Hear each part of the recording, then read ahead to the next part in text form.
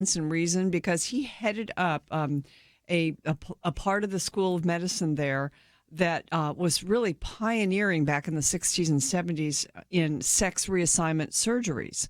And it was pretty out there back then, but they were doing it. And Dr. McHugh was psychiatrist in chief, and they had something called the Gender Identity Clinic. He decided, after they did this for a few years, to shut the clinic down because he said there was no way to predict who would be hurt by this surgery. And, as we know, and we've quoted other experts, people are hurt by this surgery, and Sure. there's a lot of, questions about it. And actually, a lot of us think it's just immoral. But anyway, he cited follow-up research showing that patients who had undergone sex change operations either got no improvement in the psychology, in the mental state that sent them there.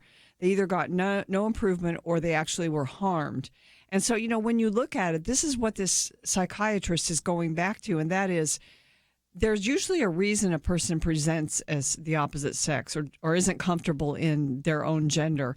And it's usually something psychological that if you were allowed to, or if you had common sense, you could go to the core of it and treat that. Mm-hmm. But it's not allowed anymore. I mean, all the forces have come against, both medically and in the psychiatric and psychology community have come against if somebody wanted to change those types of feelings. So here's Paul McHugh speaking about this, and he spoke about it back in 1979 when he closed the clinic. He's remained at that school ever since, and they actually, not surprisingly, reopened the gender clinic a couple of years ago because, of course, now you basically have to affirm a person's feelings or confusion about their gender. And if you don't, you pretty much get some professional repercussions. So Paul McHugh is still there working at 87, and I'm really glad he's speaking out. There was a big piece in the Wall Street Journal over the weekend about him. Mm-hmm. And I hope people can read this and see that, perhaps we need to begin looking at people's mental state and not just immediately giving them hormones and surgeries that disfigure them and, perhaps lead to worse problems down the road. And again, you think about this as an individual who was old enough to have seen before and after. He was around before the decision was made to remove homosexuality from the DSM and things like that, and also was there to see the before and after. And also, I sometimes quote a study that he and another individual did. It was kind of a meta-study when they looked at all sorts of surveys and all sorts of studies. And they concluded that, especially if we want to talk about young children for just a minute, because I know you've addressed that as well, that sometimes when they have some kind of gender confusion in their, say, middle school years, those eventually sort of resolve themselves. But if your philosophy is that, well, if they feel that I'm a boy in a girl's body or a girl in a boy's body, then what we need to do is begin hormonal treatments and sexual reassignment surgery.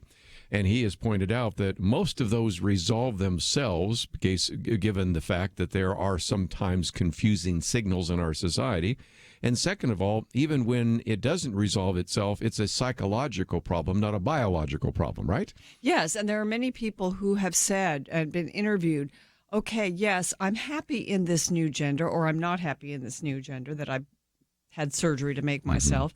But I'm still unhappy. I'm still depressed. Yes. And so that speaks volumes, I think. And, I had in studio here Jeff Younger, who is a Dallas man, and he has a little boy who's 6 years old, James. And a lot of people may have been listening. We've had him on a couple of times. But since there's a divorce in the situation, the mother is raising the child as a girl, even though he's a boy. And yet, when he's with the father and when he's with anyone really but the mother and the people she influences, he's a boy. But he's being forced to comply with a lot of her wishes. And she's got the psychological community and the medical community on her side. She's a doctor herself. I know there's some kind of investigation being done into this situation, and I'm praying, and I hope a lot of other people are, that he ends up getting a little bit more control of this son's life. Otherwise, he's 6 now, but in a few years, he will begin to get hormones. And after that, surgery, and, he will be transitioned. And it's not even something this little boy has asked for. Right. And one of the parents is adamantly against it and has pulled out all the stops that he can, short of being jailed, to try to stop it. So, there's other situations like this around the country, but this one hits close to home right here in the Metroplex. And it's a good illustration of what I've said before. You would get in so much trouble if you were to say this is child abuse, but it really is, because here you have one parent disagreeing with the other parent. Well, when does one parent's desire to change the sexual orientation or the gender or whatever it might be of an individual, and then when the child has not asked for it as well? I mean, this is a classic illustration of what we would normally, in a sane society, call, if you will, some kind of child abuse. And yet here it's taking place right before our very eyes. And you've done a couple of interviews on that now. Well, Michelle Cretella, who is a pediatrician, and she's heads up a medical group of doctors who kind of stands on the right side of this issue. And she has come out and called it child abuse. She's absolutely child abuse. Just before we leave, Paul McHugh and then Kelly Shackelford will join us in just a minute. There's something else that he has in his favor, not only because he's older, 87 years of age, and has seen kind of the before and after. Also, he's tenured. He's tenured, and he's a Democrat, and he's kind of willing to speak liberal out on other things. Yeah. So you cannot say that he's one of those right-wing religious fanatics. But again, if you have followed any kind of time when his name has been posted, I've seen the various threads and things like that. I mean, he has been vilified in ways that is unfair, because if nothing else, I think in your article you talked about the fact that he entered into psychiatry believing the field had not matured into a clinical science. In other words, he wanted to bring some rationality, some common sense into psychology and psychiatry. And as soon as he starts using common sense, that's where, again, it comes afoul of the political correct idea, and he's been criticized. So if nothing else, I would encourage you to go to our website today. Penna Dexter's commentary is there. Of course, you can sign up to get the Viewpoints commentaries. We send mine Monday through Friday to you in your inbox, and Penna's comes to your inbox on Saturday. And if you are not familiar with this individual, he's somebody speaking common sense into this whole transgender debate. And he certainly has the credentials at Johns Hopkins School of Medicine to do so. Let's take a break. I know Kelly Shackelford is waiting to join us. We also have this issue of the Equality Act, and that's an action item that we'll talk about right after this.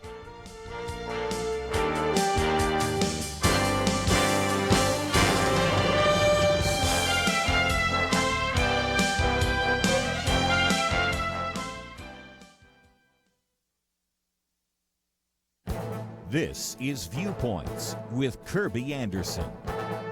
One of the criticisms of the claims of human-caused climate change is that the theory predicts everything. Now, you might think that makes it a good theory. Actually, when you have a theory that predicts everything and cannot be falsified, that makes it a bad theory. In fact, it's easy to find examples of contradictory claims all being attributed to climate change. But let me give you one example. Sharks fascinate us, probably going back decades to the movie Jaws. We seem fascinated by them, as illustrated by the popularity of Shark Week on television. So what do scientists predict about sharks and climate change? One article from a few years ago in The Guardian explains that the surge in fatal shark attacks is blamed on global warming. The article does acknowledge that some of the increase may also be due to human activity and the abundance of seals, but the primary reason for the surge in attacks is climate change.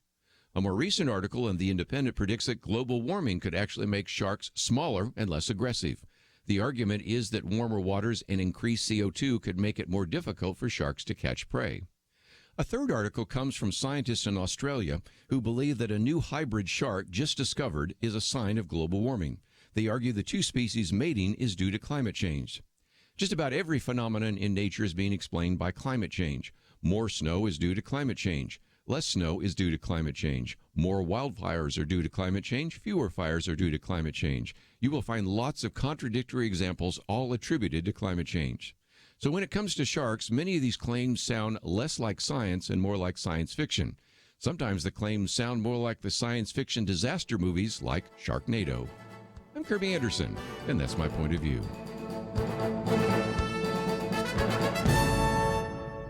For a free copy of Kerby's booklet, A Biblical View on Socialism, go to viewpoints.info/socialism. That's viewpoints.info/socialism.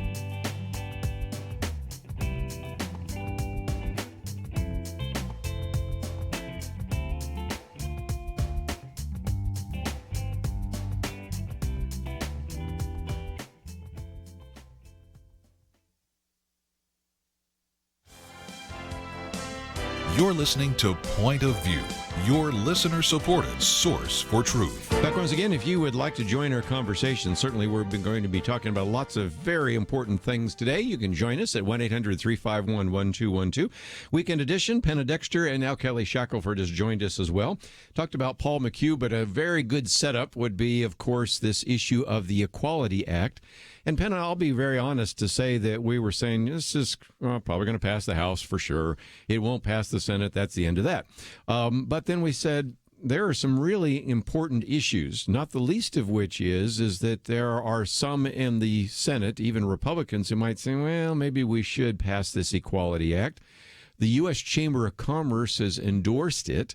And so for people that are not familiar, it is an attempt to simply extend federal protections in the 1964 Civil Rights Act to include sexual orientation and gender identity.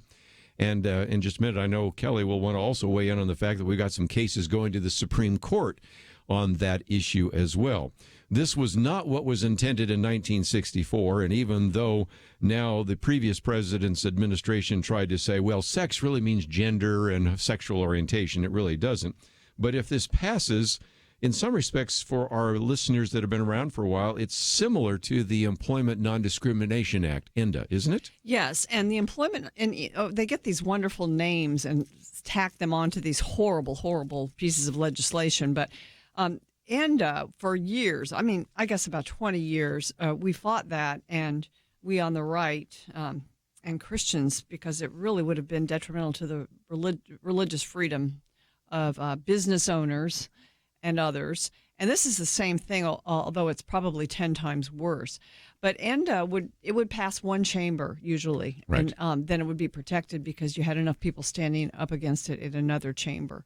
Hard for people to vote against employment non-discrimination. Hard for people to vote against the Equality Act, of course.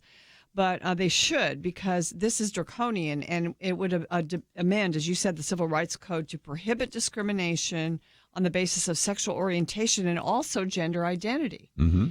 So, I mean, if you just think about business owners who then would, they could be sued for perhaps not hiring, perhaps somebody makes a gender change right in the middle of their employment somewhere, and, well, I'm sorry, this person faces the public. I don't really want them, on my staff, all kinds of things like that.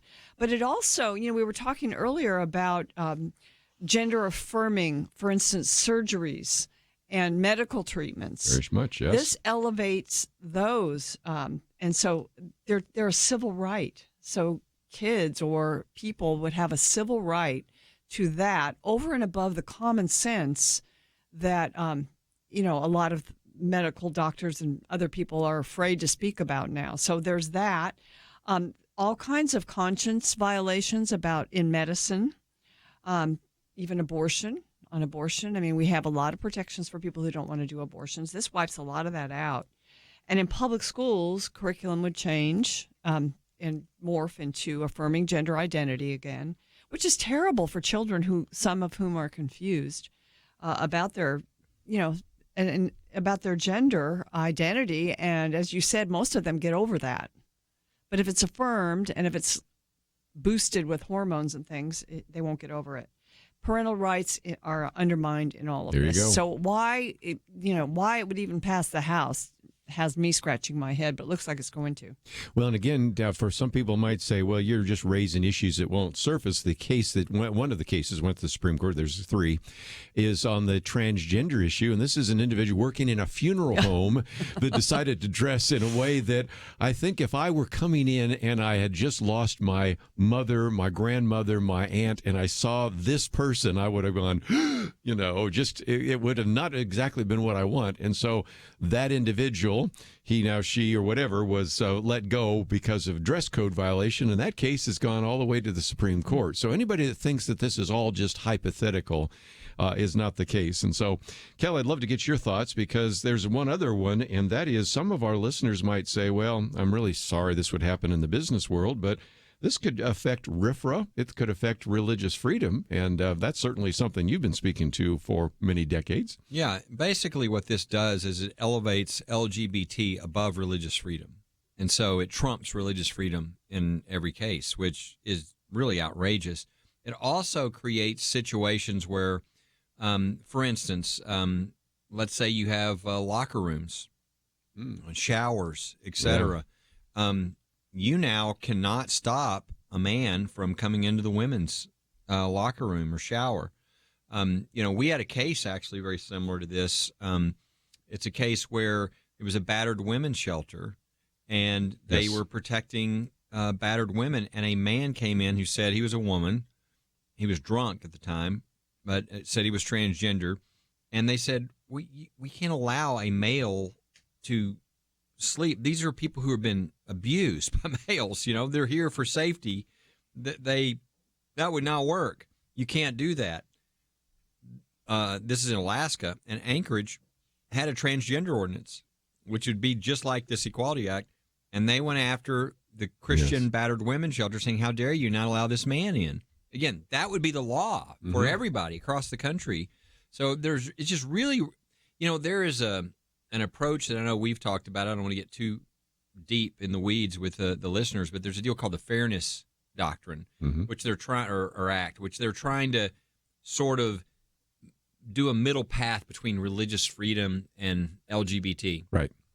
And there's people who disagree. A lot of people disagree with that, but that's in the middle. This is not that. This is not. This is a radical. This is radical in your face. LGBT always wins, Christians always lose piece of legislation. So it is something that you can definitely strongly speak out. And it's really disgraceful that the Chamber of Commerce has sort of been bought now by the community to where they're willing to really take away the freedoms of people in business across the country because of trying to make the diversity councils happy that have the LGBT leadership. It's wrong. I don't care what your position is. Freedom is right.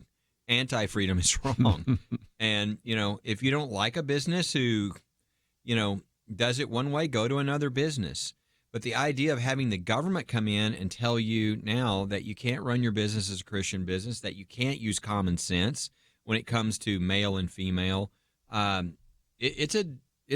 people haven't even begun to think of how bad this will be if this becomes the law. And it's passed the House Judiciary Committee and could be voted on as early as next week by the full House. So it's not like this is just something that's out there. I might mention one other part of this because Kelly mentioned the bathrooms and locker rooms, sports teams. Yes. I mean, really, it would wipe out women's sports when you think about it. Because it's happening anyway. Yeah, it's already happening, but Look, we could stop it maybe, yes. But no way could you stop it if this were a law. Right. Let's, if we can, give some of you an action item, and then we'll talk about it next hour because we'll have the national audience. But we've already have an action alert that is going out. Many of you that have an email may already have received it, but even if you have not, you can go to pointofview.net. And Penna, there's a place where you can click on the button that says Take Action. We give you just a little bit of information about that in case you're not familiar about the fact that it would amend the Civil Rights Act, that it would take a, as we say, wrecking ball to religious freedom. And I think Kelly would agree with that, so there's no problem there. And so there's a place where you can contact your representative and let him or her know how you stand on this issue. All you need to do, of course, is put your name, address, and other information there, and then hit Submit. Of course, you can do anything you want on the various comments. And, of course, we've made it very easy. And over the years, Penna, I've had people say, when you'd say contact your legislators, to be honest, I never called Congress because, I just, first of all, wait on the phone. Yeah, I was on the phone or it was a busy signal. And I never really, I appreciate you giving us an alert, but I never really did it. I've had so many people say, now you've made it so easy. All I have to do is, if I know what my name and address is, I'm good, because sometimes I don't even know who my representative is. Shame on you if you don't, but you should. So we just make it about as easy as possible. And as you point out, of course, it is coming from the committee to the full House, and then even more so, I suspect that it will go to the Senate. And you would hope it wouldn't pass the Senate, but there's now some suggestion that Senator Susan Collins, who's a Republican, might actually sponsor the legislation. Well, there's one Republican down, and you already have to believe all the Democrats would vote for it. So, whereas before we said, I don't think there's much of a chance, it's a lot more likely now, isn't it? Wow, I didn't realize that about Susan Collins. That's one of the suggestions right now. Maybe yeah. not, perhaps not surprising. You know, I think what they do is they really look at the whole idea of equality, which has become trendy and popular, and you know, it's just a way for them. They feel that it's going to be helpful to them in elections, and unless we get the word out, it could be. Well, we will come back and talk about this in the next hour as well, because we want everybody to know about that. But when we come back, I got a feeling Kelly's got some things to say about those MIA-POW tables in the Bible. So we'll talk about that with him right after this. Is religious freedom still a cornerstone of the Republic, or has it effectively been crushed by the forces of tolerance? America needs Christians to be informed and as unified as possible, applying God's wisdom to civic life. Point of view can be a key part of a successful mission. I believe in America. I believe God wants His best for us. We can face whatever the world throws at us as long as we stand together. If you have not signed on, please do it now. Support Point of View Radio today at pointofview.net. Set up your monthly gift by clicking the Truth Team 360 picture and then carefully follow the directions. Pointofview.net. By phone, you can give at 1-800-347-5151. 800-347-5151. Or mail that first donation to Point of View, Box 30, Dallas, Texas 75221. Box 30, Dallas 75221. Or call us 800-347-5151. Point of View will continue after this.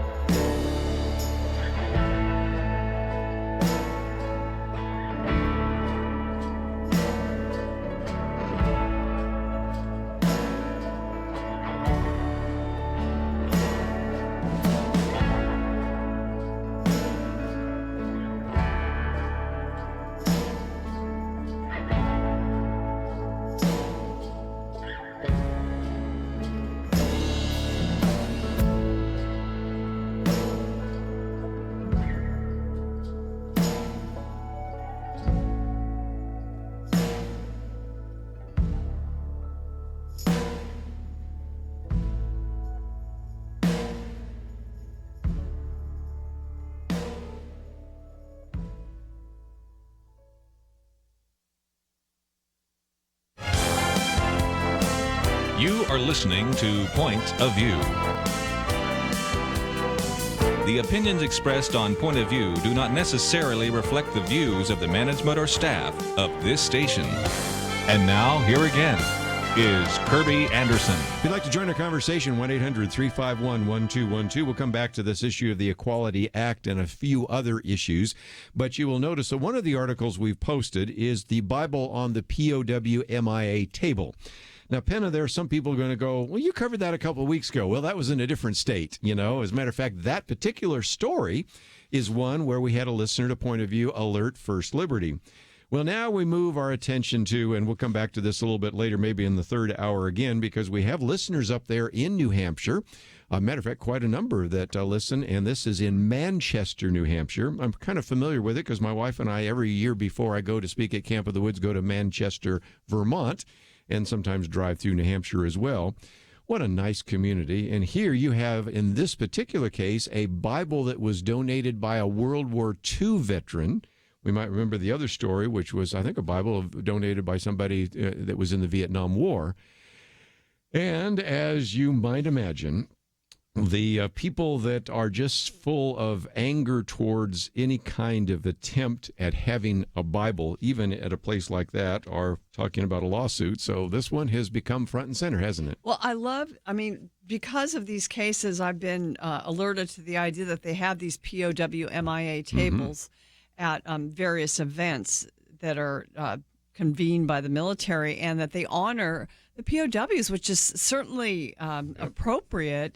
And so to have a Bible there, I mean, it is just as part of it. It's just part of it. It's not the whole thing. It's what gave some of them the strength to survive. Absolutely. Right. When you think about being a POW, and if we read books and stories about various people that were imprisoned, that their faith very often is, it really truly did keep them alive, and they were able to survive and encourage others through that. And so to say that you couldn't have a Bible,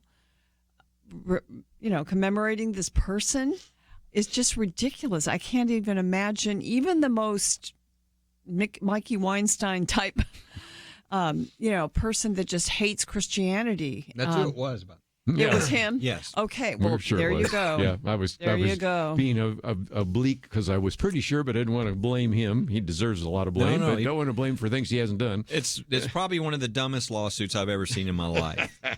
Explain it. Well, they filed a lawsuit against the VA Amazing. for having a POW MIA table. That's not the VA's table. They allow veterans groups to display things. Right. So the POW MIA group, so think of this. It's kind of like there's a public park, and you've walked in the park and you're speaking. And Mikey is saying, hey, wait, he can't say that. Okay? So he in this case, the VA has allowed a private group of citizens, a group of, veterans, to display a missing in action POW table. And on the table, if you've seen these, is like a flower, a place setting that you're hoping they're going to come back. And in this case, also a Bible. Not just a Bible, it's a Bible in a case. It's an artifact. It's a Bible that was actually given by a World War II vet, a 95-year-old man who was in World War II and was captive in Germany, and had this Bible, which helped him get through his captivity. What a more perfect thing on the display. And so Mikey Weinstein sues the VA because they didn't, I don't know, maybe they should have beat up the 95-year-old man too, and set his Bible on fire. This is just ridiculous. Yes. But we're like, great, let's go to court on this, please. Yeah.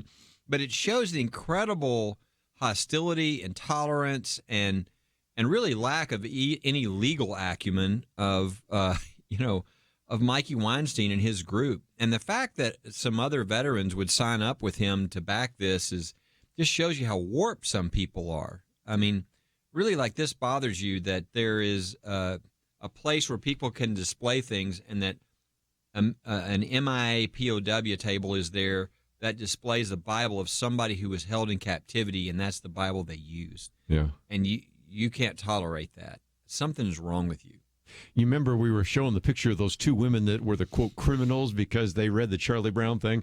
I want to show the picture of Herman Steinberger, who is an individual who was a sergeant, and he, of course, lives in Bedford, New Hampshire, which is right near Manchester. I know that whole area because we drive around all the time, and was held captive in a German prisoner of war camp in World War II.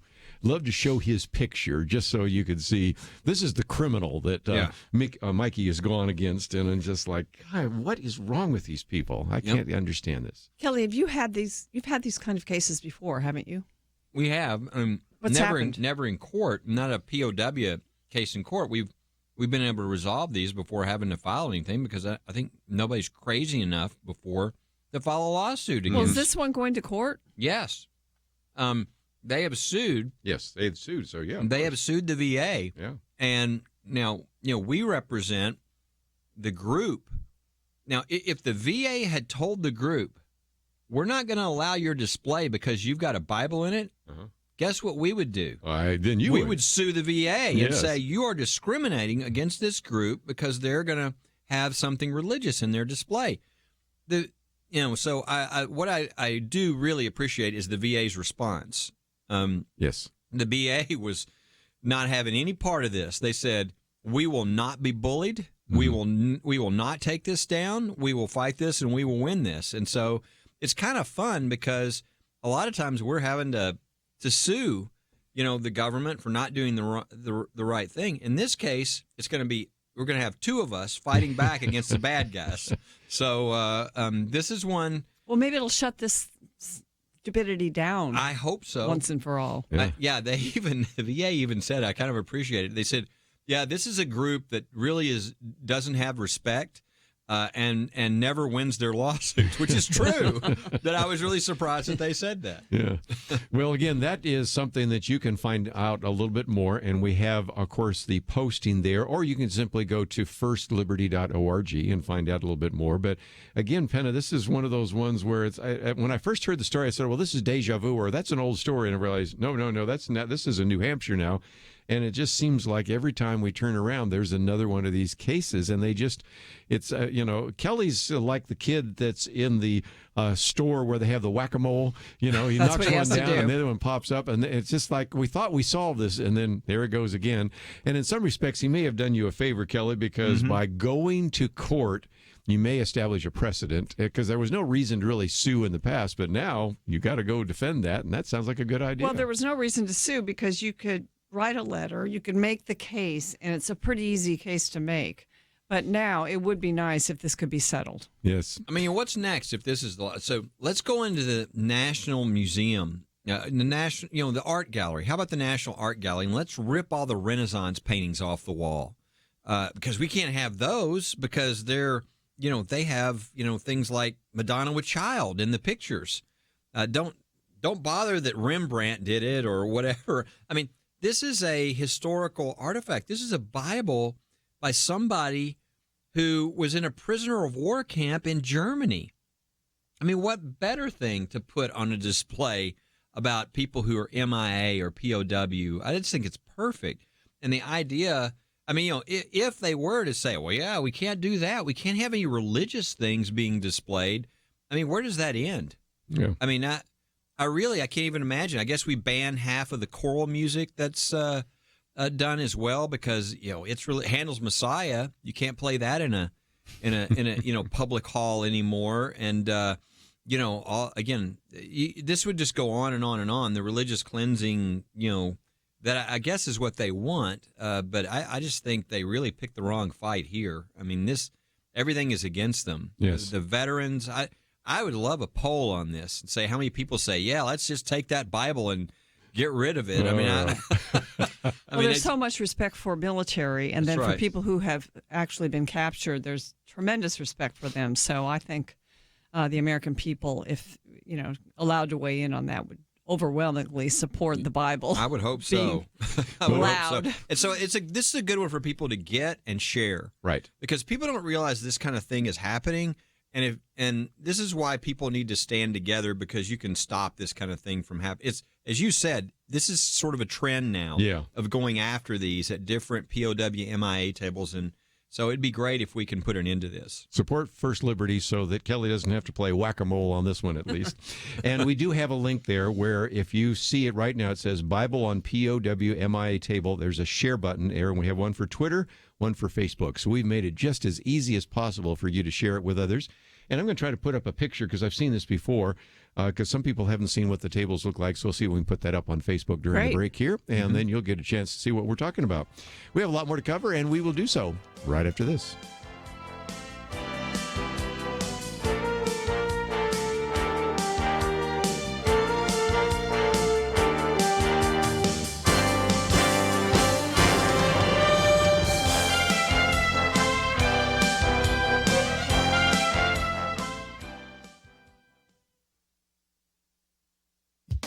The Wall Street Journal recently ran Abigail Schreier's synopsis of her interview with Paul McHugh, who at 87 is still a professor at the Johns Hopkins School of Medicine. Dr. McHugh is referenced frequently by those arguing for medical common sense in the transgender wars. According to Ms. Schreier, he's a tenacious skeptic of the crazes that periodically overtake his specialty. Back in the 60s and 70s, Johns Hopkins Hospital was famous for its pioneer work doing sex reassignment surgery. In 1979, Dr. McHugh, as psychiatrist-in-chief there, shut down the gender identity clinic, saying there was no way to predict who would be hurt by the surgery. He cited follow-up research that showed patients who had undergone sex change operations experienced no improvement in the psychological issues that had been the reason they'd had the surgery in the first place. Some patients, he says, became suicidal and depressed and regretful. He says the hospital had, quote, wasted scientific and technical resources and damaged our professional credibility by collaborating with madness rather than trying to study, cure, and ultimately prevent it. Not surprisingly, this decision has now been reversed. The clinic reopened a couple of years ago as the Center for Transgender Health,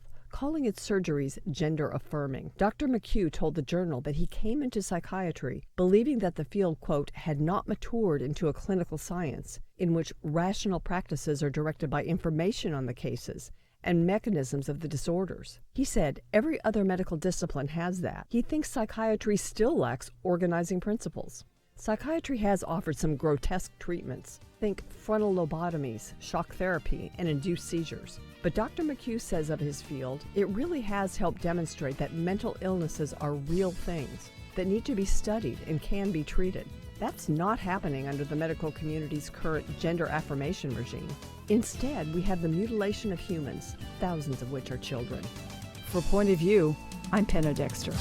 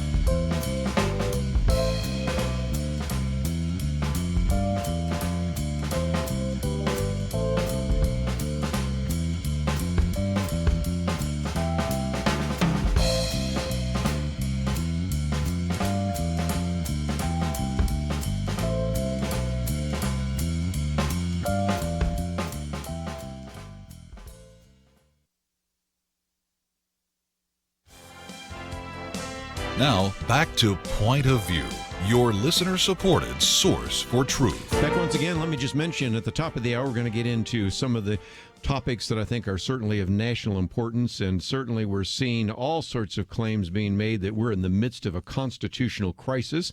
I did post a piece by David French against the persecution of Bill Barr and some of those issues, but I just thought since we were at a break, I sometimes say we should keep the microphone on during the breaks. We've got to talk about Joe Biden, and we did talk about this yesterday because if you look at the polls right now, he's doing very well. Jim Garrity points out that I'll just look at the last 5 polls. Joe Biden led Bernie Sanders by 21 points, 32 points, 30 points, 26 points, 24 points. And some people said, well, that's pretty good because he's at the top of the list, partially because, obviously, of name identification. Some people said, well, yeah, but he hasn't gotten the endorsement of Barack Obama. But many people have said, well, he sort of got the de facto endorsement back in 2008 when Barack Obama chose him as his vice presidential running mate. As an individual who, if Barack Obama ever died or was incapacitated, would effectively take over. That is sort of like a de facto endorsement of his 2020 campaign. But, Penna, let's go around the table here. This isn't exactly what the Democrats wanted. This was supposed to be a woke primary. We have an old, matter of fact, a very old, some people even think a man suffering a little bit with dementia. He had trouble remembering that he didn't talk to Margaret Thatcher last week. He talked to May instead. But anyway, we'll go into that. Straight white male. But anyway, old straight white male who is a baby boomer, not a Gen Xer, not a millennial. And then he's just got a lot of baggage that we need to talk about. Well, it's been interesting this week to see that and to see the polls. And, you know, Joe Biden, I mean, you would think about him as the person to come in and get back the working class Democrats that Trump got away from, you know, these people are up for grabs in a sense. But a lot of them are very happy with the economy right now, and they've got jobs and things. So I don't know that that would have helped Biden that much. But for a lot of reasons, you know, a lot of people were a little nervous about him, and they've seen these polls kind of validate that nervousness. But he's also a gaffe machine. This is what, the third or fourth time he's run for president. Yeah. Other times he's had something big come in and derail him, like the plagiarism charge. I don't know. That was probably the second run. So you know, you're looking at it this week and going, he's inevitable. And then some other stories were uncovered, and you guys can share that. That, you know, now we're looking at it and going, he has. Yeah, I thought he was going to be the guy because a lot of the other 22 or however many Democratic candidates, I mean, they're fighting for the extreme base, and they're so unelectable that, and I think the main thing that Democrats want, and the Republicans were the same way when they were going after, you know, they wanted to get rid of Obama, right? There was like, who can beat him? I mean, that was like the number one, you know, thing that would decide who they voted for. And I think the Democrats are that way too. So I think they can't go with these radical people who are saying these radical things about, you know, guaranteed wage and the Green New Deal and Medicare for all, which means nobody has private insurance anymore. Everybody's told you can't. I mean, these things are so radical that America would go, what? And so, at least we think they would. No, I think they would. The polls are showing that they would. And that's why I think there's enough moderate Democrats to where Joe Biden, otherwise he couldn't be leading right now, right? Yeah. I mean, that's why leading significantly. Yes. You know, and now most of that's name identification, but still.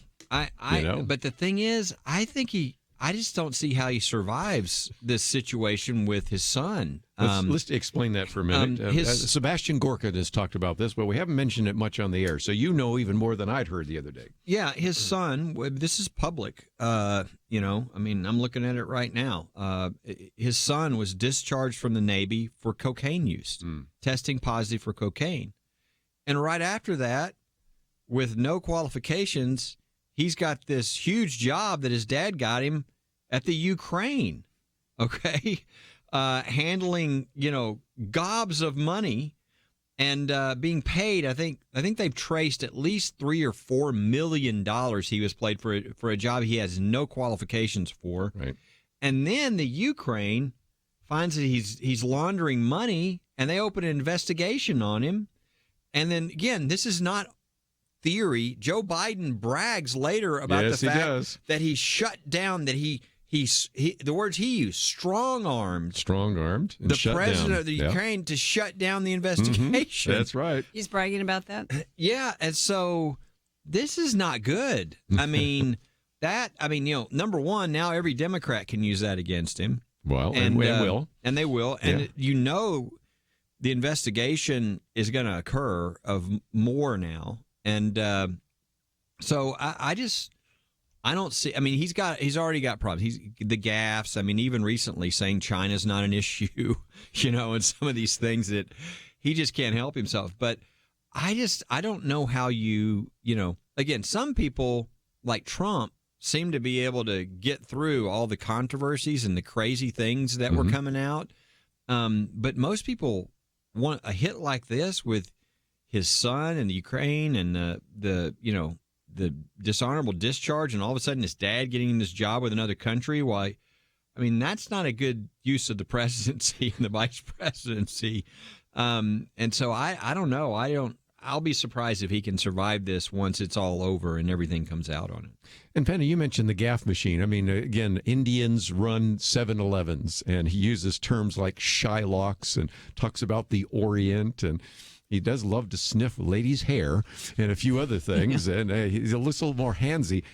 You just got to believe it. Somewhere along the line, the Democrats are going to throw the gloves on the floor, take off the gloves, and it's going to get really brutal with the kinds of things that are going to be said about Joe Biden, don't you think? I think we saw him as maybe perhaps a threat to Trump because he wasn't as radically to the left as many of the other candidates. But when he came out with his announcement speech, it was an identity politics, for sure, theme to it, and just criticizing Trump for Charlottesville for making a statement that's already been proven to be a very reasonable statement.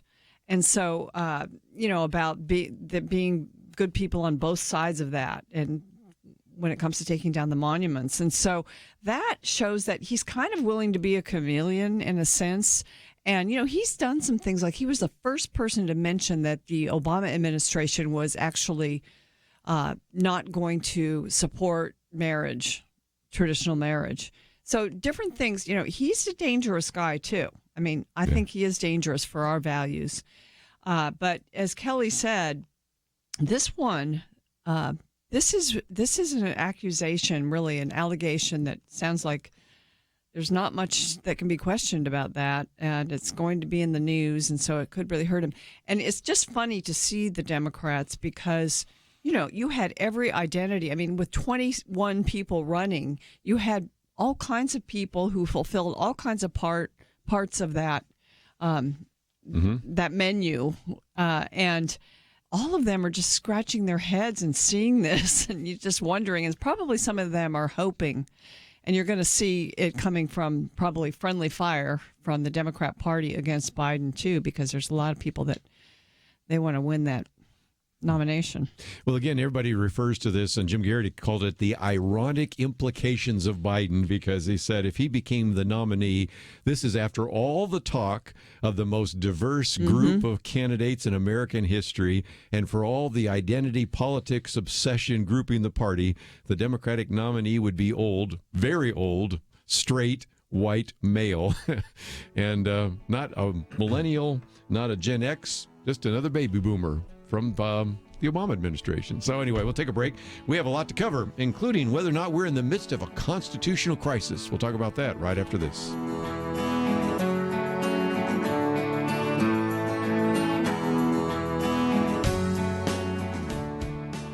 It wasn't long ago, it seemed, every official decision brought religious liberty and our ability to live as faithful Christians into question. Some of us wondered how long it would be before we were literally forced to choose between obeying God or men. That pressure seems to have subsided just a bit, and now is the time not to take a breath, but to work as hard as we can for the future of our nation. Thanks to you, Point of View is doing just that. And our special thanks to those who have become members of Truth Team 360. In football, 22 guys battle it out on the field while 40 or 60,000 watch in the stands, and perhaps hundreds of thousands more watch on television.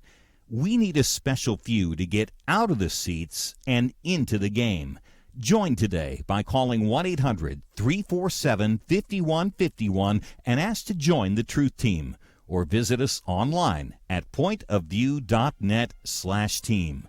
We really do need you. The nation needs you. 800-347-5151 and pointofview.net/team. Point of View will continue after this.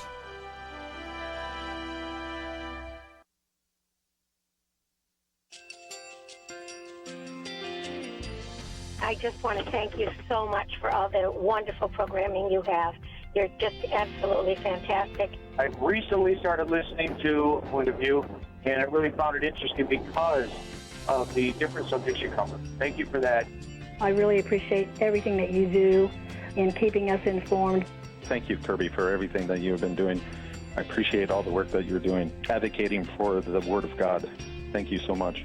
Point of View, I think, is absolutely necessary because it's a Christian perspective, a biblical worldview perspective, and receive very current, up-to-date information about what is really going on, week to week in our culture, which is changing so rapidly, and yet it's morally sliding backwards. Yeah, I'm just, first of all, I thank you guys. Y'all's program is wonderful, and enjoy it every day. I learn so much every time I listen to it. Point of View Radio Talk Show.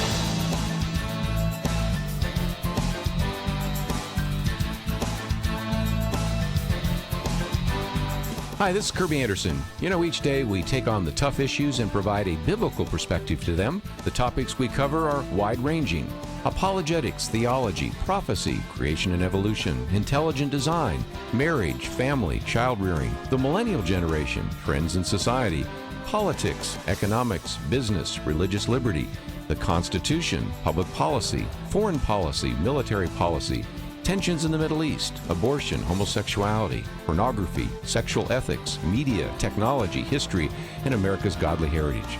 We talk about anything that affects your faith, your family, or your freedom. So don't go anywhere, because Point of View starts right now.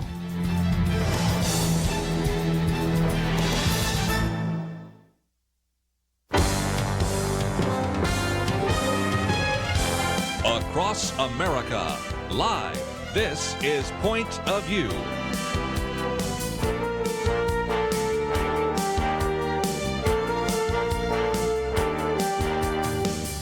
And now, Kerby Anderson. Thank you for joining me. It is our weekend edition. Penna, Dexter, Kelly, Shackelford in studio, and we're going to be spending some time looking at a number of issues in the news.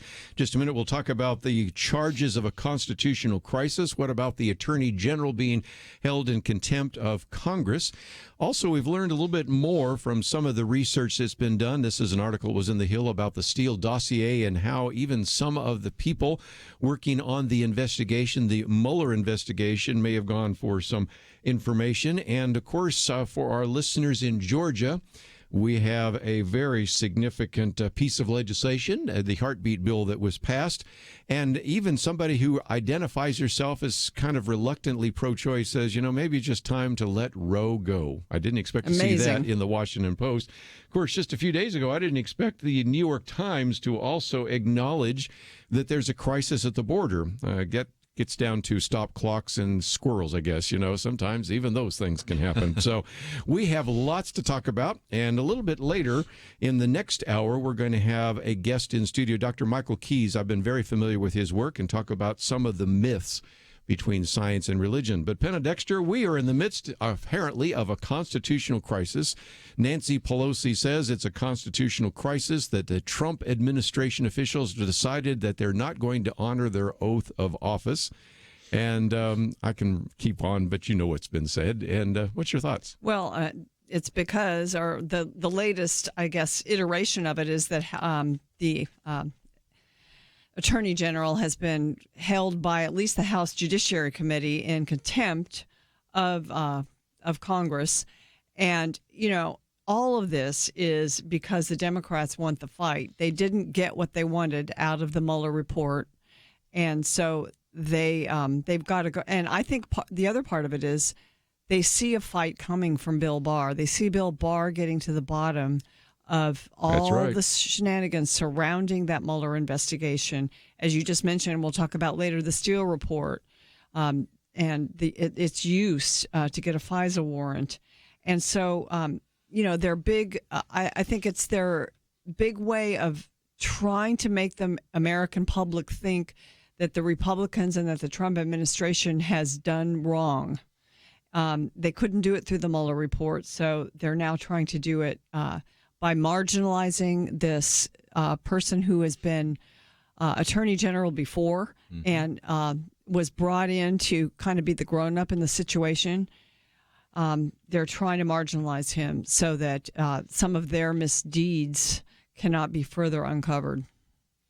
Yeah, I think, if I'm not mistaken, I remember I was on Point of View after I was in the confirmation hearings for Bill Barr, and I mentioned that I thought he was going to be a really good Attorney General. Part of the reason why, you know, you kind of do prep murder rows or whatever you call them to get people ready for their confirmation hearing. And he didn't want to do it. And yeah, I was there with the people, and they were frustrated because he wouldn't do it, and which they were very frustrated with. And I was like, ooh, I think this guy's going to be perfect, because what that told me was he's already been Attorney General.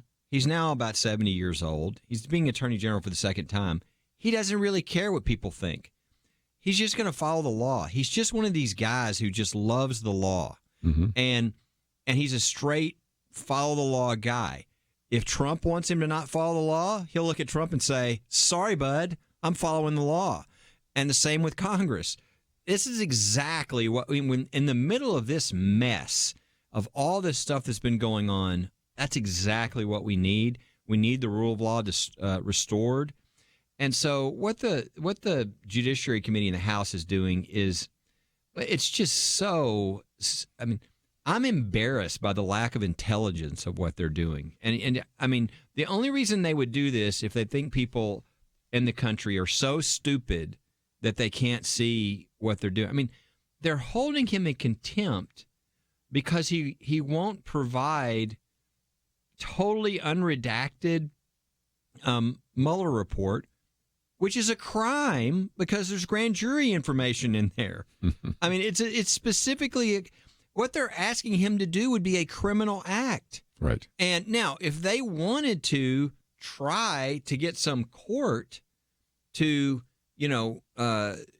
say you've got to provide that information, they could try. But they haven't done it. No, they would lose. There's a recent case in D.C. that talks about this, and I think makes clear they would lose.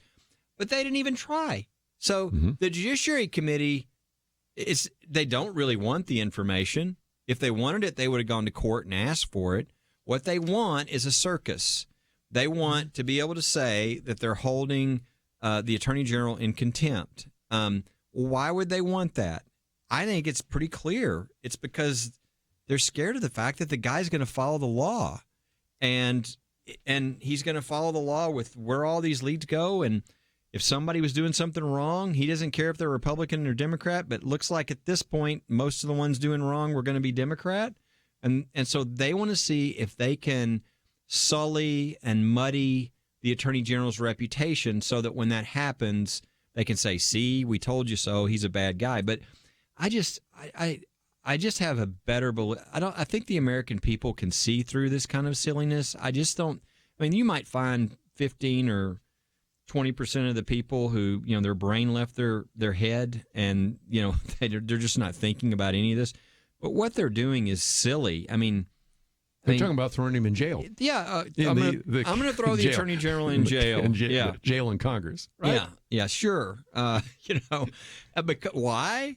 Because he wouldn't commit a crime. We want the Attorney General to commit a crime, or we're going to throw him in jail. What? Are we living in this? I mean, I feel like it's the Alice in Wonderland deal. There we go. They're saying they're mad at him because he summarized the Mueller report right off the bat, and that was not a good thing to do, they thought. And now it's because he won't release. So he released the whole report except for the redactions, and now there's a report that's available to the members of Congress. I'm glad you brought that up. It's only got 1.5% of the whole report is redacted, and this part has to be. Because of the grand jury, unless they were to go get a special dispensation from the grand jury, but they haven't. Number one, they haven't gone to get that. Nobody's Number done it. two, they haven't gone to read this version, which is available in a secure facility for any member of Congress to come in and read. They can start going through it, finding things to accuse Trump on in that. Well, has one Democrat walked into that room to do that particular thing? No Democrats have done it. No one has. Yeah, a total, I think what I saw in that 450 page or whatever report, the total number that are redacted in that version that they can come and look at is, I think, 7 sentences or 7 lines out of 450 pages. So again, it just shows, I don't have a problem if people want to argue over something. But this is just so disingenuous that the only reason you think this works is if you think that the people who follow you are really stupid. And I just think America gets it eventually. They see through it. They might not get it the first time. They might be busy, but they're going to get what's happening. Well, we'll take a break and have a lot more to cover, as you might imagine. We'll do so right after this.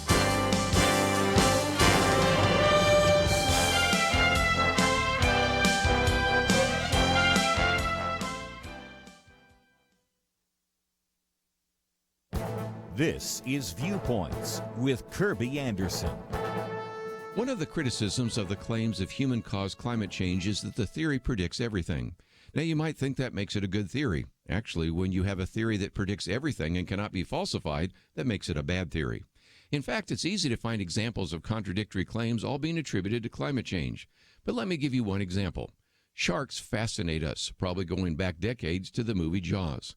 We seem fascinated by them as illustrated by the popularity of Shark Week on television. So what do scientists predict about sharks and climate change? One article from a few years ago in The Guardian explains that the surge in fatal shark attacks is blamed on global warming. The article does acknowledge that some of the increase may also be due to human activity and the abundance of seals, but the primary reason for the surge in attacks is climate change. A more recent article in The Independent predicts that global warming could actually make sharks smaller and less aggressive. The argument is that warmer waters and increased CO2 could make it more difficult for sharks to catch prey. A third article comes from scientists in Australia who believe that a new hybrid shark just discovered is a sign of global warming. They argue the two species mating is due to climate change.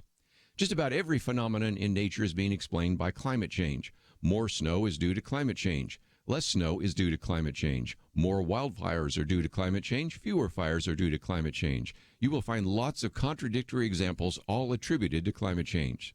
So when it comes to sharks, many of these claims sound less like science and more like science fiction. Sometimes the claims sound more like the science fiction disaster movies like Sharknado. I'm Kerby Anderson, and that's my point of view.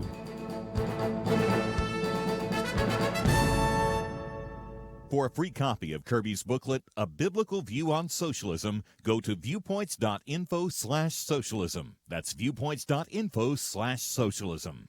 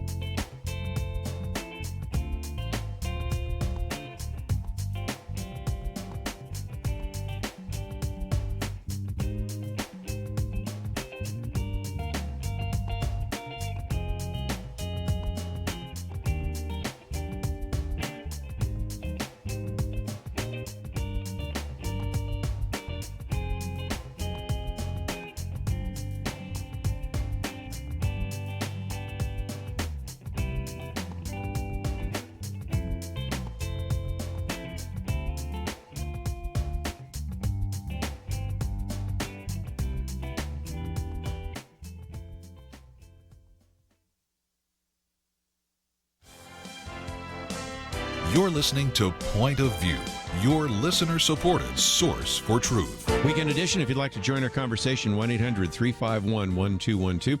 Let me just mention, we have, of course, Kelly Shackelford, Penna, Dexter here. We posted this piece by David French, and if you find yourself saying, well, I agree with Kelly, but I'd like to get some of the facts on the table, I think David French in about 5 pages, about 5-6 pages, really does a good job of kind of summarizing how this is just ridiculous, outrageous, whatever phrase we want to use here. There have been some times when attorney generals deserve to be held in contempt. Can you think of any, Kelly? I can. I can, yes. Yes, okay. So this, I think, will help you at least understand the issue. And again, in just a minute, we'll get into some other topics. But a lot of this had to do with two issues. Penna, let's talk about the first one. That is, since we don't have the documents, you've had at least one member of Congress say, well, how can we impeach somebody if we don't have all the documents? Yeah. Representative Hank Johnson, who's on the House Judiciary Committee, said that. He said, how can we impeach without getting the documents? And, David French goes and kind of answers that. He says, well, they can impeach him whether they have documents or not. Right. And really, another question's been asked, why don't they impeach if this is such a constitutional crisis? In fact, the Wall Street Journal ran a piece this week called "The Pseudo Impeachment," which says that really they're operating under this pseudo impeachment to impeach the name of President Trump and anything with regard to his administration, like Bill Barr, so they don't have to really do it. Because if they really do it, they probably will lose the 2020 election. It's not a wise move. Most Democrats would rather see the election be the way that they get rid of the Trump. They would rather get rid of Trump through electoral means. And that's what the means. Speaker of the House has said. Yes. Hey, we got an election. Why impeach when we can just throw the rascal out in about 18 months or so? Yeah, I mean, it's it's amazing how I used to think the Democrats were so much better at politics than the Republicans. But under the Trump years, it's totally the opposite. They've lost all their sense of politics, and they just do the dumbest stuff because they're so deranged in hate for Trump. That's where Trump's been a real disruptor. Yeah, he's just really gotten under their skin, and so they do things that are really not smart. If they were smart, they would be focusing on issues right now. Health care and other issues that they think are their strong issues that, help them in the midterm elections. But they can't get out of their way. This stuff that they're doing, I know the extreme base of the party wants them to doing it, but this is not, that's why you see the people who are a little smarter politically, Nancy Pelosi, Steny Hoyer, they've been around the block. They're sort of holding the line and saying, no, that there will not be impeachment. There will not, they're coming out. Yeah, because they know where this heads and that the people of the country are not going to go there, no matter where their base wants them to go. But again, if you ask anybody in the country, what are the Democrats doing? What are they for? It's all this. This is all the, what they're talking about. It's anti-Trump. It's attacking, Barr. It's all these things, which really doesn't get them anywhere except, with the people in the middle who are going to sort of be the ones to decide. It just makes them look foolish, and people go, well, I'd like something done. And it's going to cause them eventually to go, okay, well, what's happening now? We're at record unemployment for 49 years. I've got more money in my wallet than ever. The average household income is the highest it's been. And all, if there's nothing else you've got, but I hate Trump, and I want to cause a, quote, constitutional crisis. They're kind of pushing them into Trump's camp. So I'm amazed at how bad they've become at, politics as a whole. Yeah, right now it shows the desperation because it's very, very hard to beat a good economy. And this one is so good and in so many ways, and has very obviously been perpetrated because of changes in policies that came about under this administration. That's just so obvious, all the deregulation that happened and then the tax cut. I think this David French article is really good because he explains how the Justice Department actually did its job with regard to the Mueller investigation. And, it really did. If there was going to be a problem with collusion, it would have been found out by the thoroughness of the investigation. And so they allowed that to go forward. They respected the process. Even Trump, even though he would sometimes say things, everybody allowed it to go on. And now that it's done and it didn't go their way, they really look desperate. To me, it looks like grasping at straws, especially what they've done, holding Bill Barr in contempt. I don't know how well people pay attention to this, but I think I agree with Kelly on the part about Bill Barr that I just don't think the American public is going to think that he's a bad guy because of this. Let's take some phone calls and get some of your comments. So we'll head out to South Carolina first, WHBJ. Brian, thank you for joining us today here on Point of View. Thank you very much for taking my call. I'm calling you from a GNN radio station. Just had to throw that in there. Yes, we love them. My concern is if this goes to unredacted in front of Congress, how do they stop Cory Booker from giving away all the redacted parts? Because during the Kavanaugh hearing, he said, I'm going to break the law, and he did break the law. By telling some information he wasn't supposed to tell. You're talking about Spartacus there, aren't you? Yeah, that was a Spartacus moment. And that's the concern. One of the concerns we've always had with Congress, and this goes back decades, so it's not just criticizing Democrats or Republicans right now, is that it's these people that are members of Congress. Some of them have loose lips, and very significant national security issues have been released. Matter of fact, by a former vice president who's running for the presidency right now.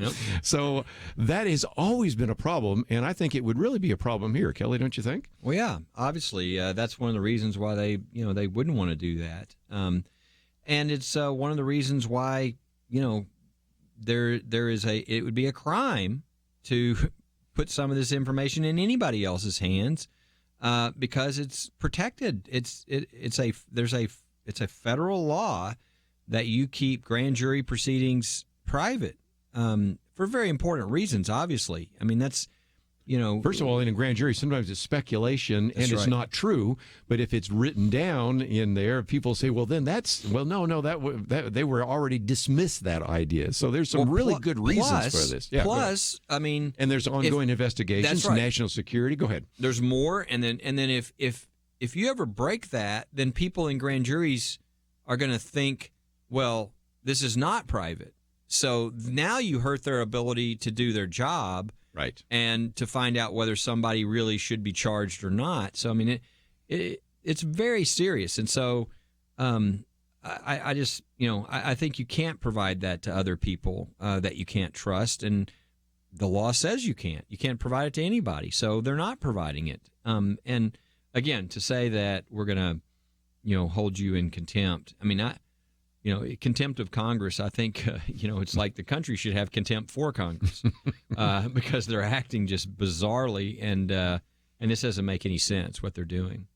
Let me change the topic for just a minute because we're coming to the bottom of the hour, and one of the things, if you receive an email from us, is that we recognize that there is some action items that you can relate to and actually act on, and that is that this so-called Equality Act has already passed through the committee and is going to go to the House.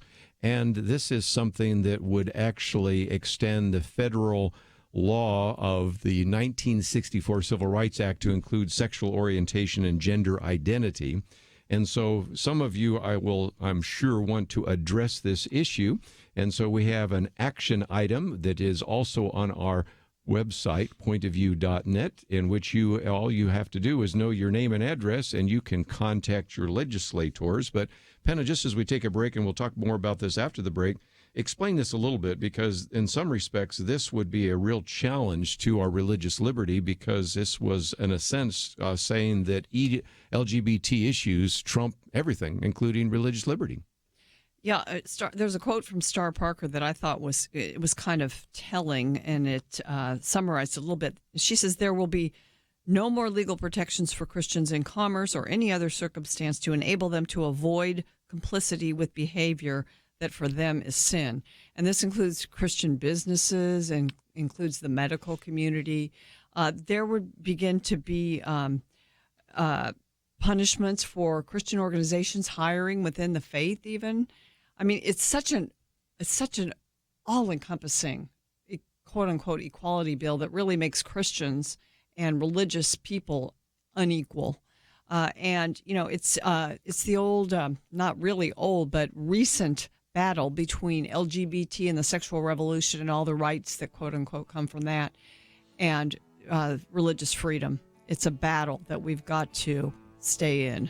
We will come back and give you some of the other arguments, but Star Parker said it's basically oppression dressed up in a language of freedom and justice. That's in the email I just sent out. We'll come back and talk more about this right after these important messages. It's amazing but true. When it comes to one of America's biggest household expenditures, healthcare, a lot of people think they've got no choice. People are used to thinking we have to do it this way, but they don't. Yes, you have the freedom to choose an alternative with your healthcare.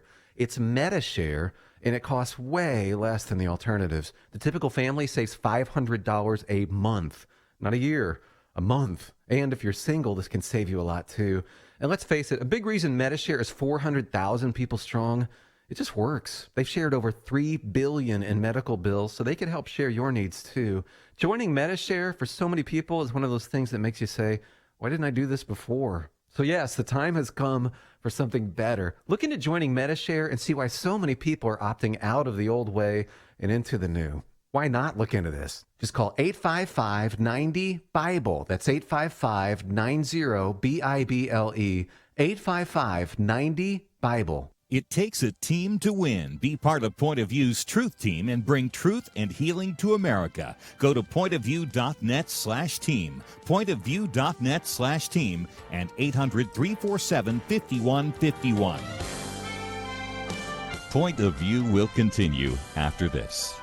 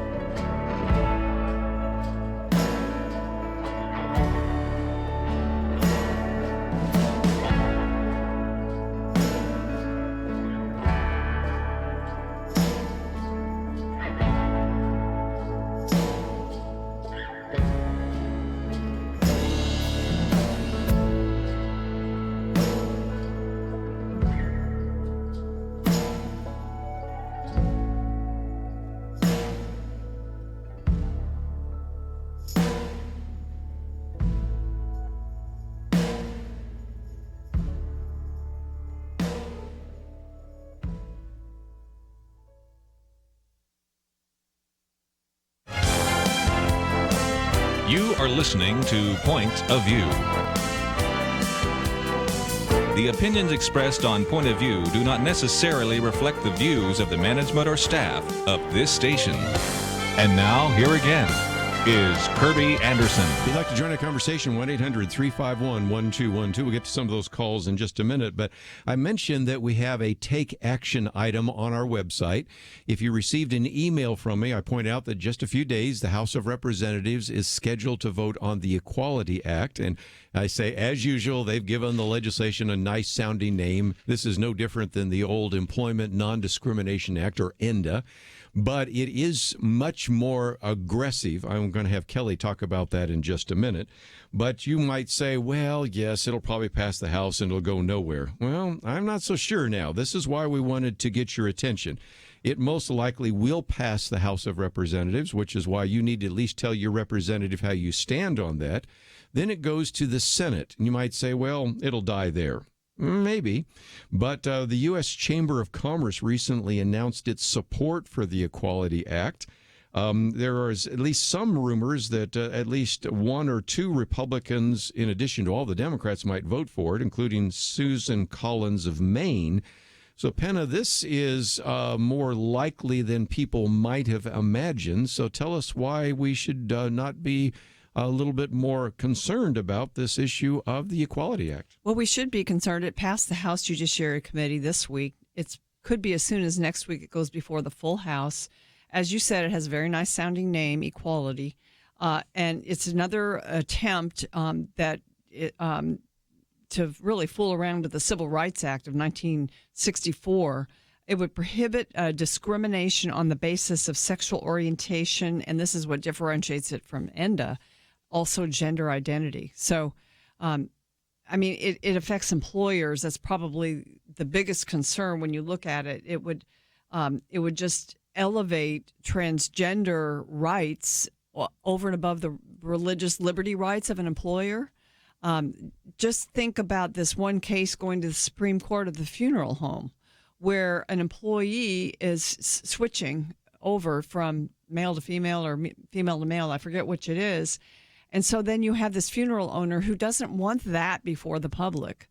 And, maybe some longtime customers are going to see the change, and maybe the person is obviously not really of the new gender just by looking at them and talking to them. So this, you don't want that in that particular business. So people should have rights with regard to these things, and it really wipes out some of those rights. Some of the other things that it would do, it would elevate transgender theory and gender-affirming care to a civil right. So there, you're affecting the psychological community, all the conversion therapy, any attempt to help somebody to deal with those feelings that they might be a different gender would be outlawed. You couldn't do it. What about the medical community, who now in many cases, they are beginning to force each other and kind of peer pressure each other into doing hormone and surgical gender reassignment? It would begin to force this issue even more. So that's the medical professional area. So public schools would be affected. Curriculum would change to teach that it's not biological reality that really matters. It's not science that matters. We're going to talk about science in a few minutes, but it's that gender is more subjective. And then parents' rights. There's so many situations in which parents disagree with some of these things that their kids are being medically exposed to or educationally exposed to, undermining the rights of women, for instance, to have their privacy in the bathrooms or locker rooms. Now, we're hearing all about women's sports teams, and transgender women are coming in and they're really men, but they're competing with women. It would advance that agenda. So there's just so many areas that it would cover. It's pretty much one of those all-encompassing efforts. It's amazing to me that it's gone this far, but it has. And so, it's just part of the radical nature of the left right now. And the Democrat Party is kind of the vehicle they're using in this legislation. So it has to be stopped. We're giving you a really easy way to do it by going to pointofview.net and going to that Take Action section. Yeah, it's, there fairness for all legislation, which is one sort of middle of the road type thing to try to see if they can compromise between LGBT and religious freedom. This is not that. This is, as radical as really you can get, saying LGBT wins, religion loses at all times. Mm-hmm. And so it literally has the rights of transgender, of sexual orientation, or whatever, saying that trumps religious freedom in every situation, whether you're running your business, whether your kids are at school, you name the situation. It also means that, as Penna mentioned, that, locker rooms, showers, all that, there's no protection. I mean, we had a case just this last year with a Christian battered women's shelter where a man showed up and wanted to sleep there. But he said he was transgender and he was really a woman. Well, these battered women don't want a man in there. And so they, said, you can't. He was also drunk. They said, no, you can't do that. And the next thing they knew, the city of Anchorage had a discrimination ordinance, okay? That makes that now national. Right. Okay, everywhere. So this would affect ministries. It would affect your business. It would affect your children. But basically what it does is it just totally obliterates any ability of people to have religious freedom. This always wins. So whatever transgender issue or sexual orientation issue, it doesn't matter. We don't do a balancing test. We don't look at the scenario, which is what you normally do with a religious freedom case. You say, well, is there a compelling interest here that necessitates us burdening this person's religion? You don't do any balancing. It's just LGBT wins, Christians lose. And that's supposed to be equality. Yeah. And so it's a good one for people to weigh in on because it's so extreme and there's no attempt. I think what they're doing is this is make the LGBT base happy, knowing that this is not going to pass, and therefore most people won't see the effects of it. But it's dangerous, and it's probably going to get through the House, and then we're already hearing it might get some Republican votes in the Senate, and if it does, if they get to 60, then they pass it and send it to the president. So now is the time for people to call and weigh in with your congressman, with your senator, and it's really easy to do at Point of View. And I think one of the dangers is when legislators look at this, the name, because it has so much to it that I don't think the average person knows what or could explain or whatever. And so they just see that Equality Act. And so there's going to be some legislators who are going to vote for it based on that. And that's why, even though we're hopeful that it could not pass the Senate, it could in the environment we're in because it's so worthy of critique, I guess is the best way to describe it. If you do anything to violate "quote unquote" equality now in this atmosphere, you are you're in trouble with a lot of people. So that's the problem, and they find names. The left finds names that helps them draw support simply because of the name, and so that's a possibility. And I think that name is a big issue because some people have said that the best way to have won the same-sex marriage argument is just to have the bumper sticker that just had the equal sign. Mm-hmm. And I mean, to win a base and to win an argument and to actually change the whole definition of marriage just with a bumper sticker that has an equal sign. And this one, of course, is the Equality Act. Well, who would be against equality? You have to almost sound like you're a horrible person, but the articles that we have posted, matter of fact, my commentaries that we have put up, and even my email that just went out a couple hours ago, remind you that it would override the Religious Freedom Restoration Act. It, as we even point out there, would take a wrecking ball to this issue of religious liberty. And I think Kelly would agree with that. And that's not hyperbole. You have to address this every single day. So we just wanted to alert you to the opportunity. I also know that whenever we talk about this, some of you say, well, I live in New York, I live in California, I know my legislator, I know my representative is going to vote for this. Okay, at least you should express your opinion about that. Especially when it's so easy. Yes, and that's another point we might make. I've had people tell me over the years that, candidly, sometimes when you say call your member of Congress, I'll admit I never did it, they'd say. But you've made it so easy because all you have to do is go to the website here. And as long as you know your name and address, you're good. Because even if you don't know your representative, it will surface that. And then there's a suggested comment, and you can modify that any way you want and send it off. So we're giving you a very simple way to at least contact your member of the House about this issue. And if it does pass the House, we'll give you that opportunity with your 2 senators.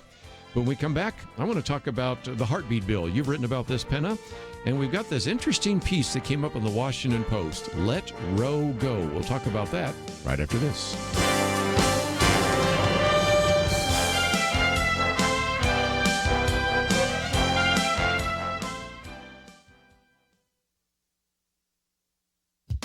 The Wall Street Journal recently ran Abigail Schreier's synopsis of her interview with Paul McHugh, who at 87 is still a professor at the Johns Hopkins School of Medicine. Dr. McHugh is referenced frequently by those arguing for medical common sense in the transgender wars. According to Ms. Schreier, he's a tenacious skeptic of the crazes that periodically overtake his specialty. Back in the 60s and 70s, Johns Hopkins Hospital was famous for its pioneer work doing sex reassignment surgery. In 1979, Dr. McHugh, as psychiatrist-in-chief there, shut down the gender identity clinic, saying there was no way to predict who would be hurt by the surgery. He cited follow-up research that showed patients who had undergone sex change operations experienced no improvement in the psychological issues that had been the reason they'd had the surgery in the first place. Some patients, he says, became suicidal and depressed and regretful. He says the hospital had, quote, wasted scientific and technical resources and damaged our professional credibility by collaborating with madness rather than trying to study, cure, and ultimately prevent it. Not surprisingly, this decision has now been reversed.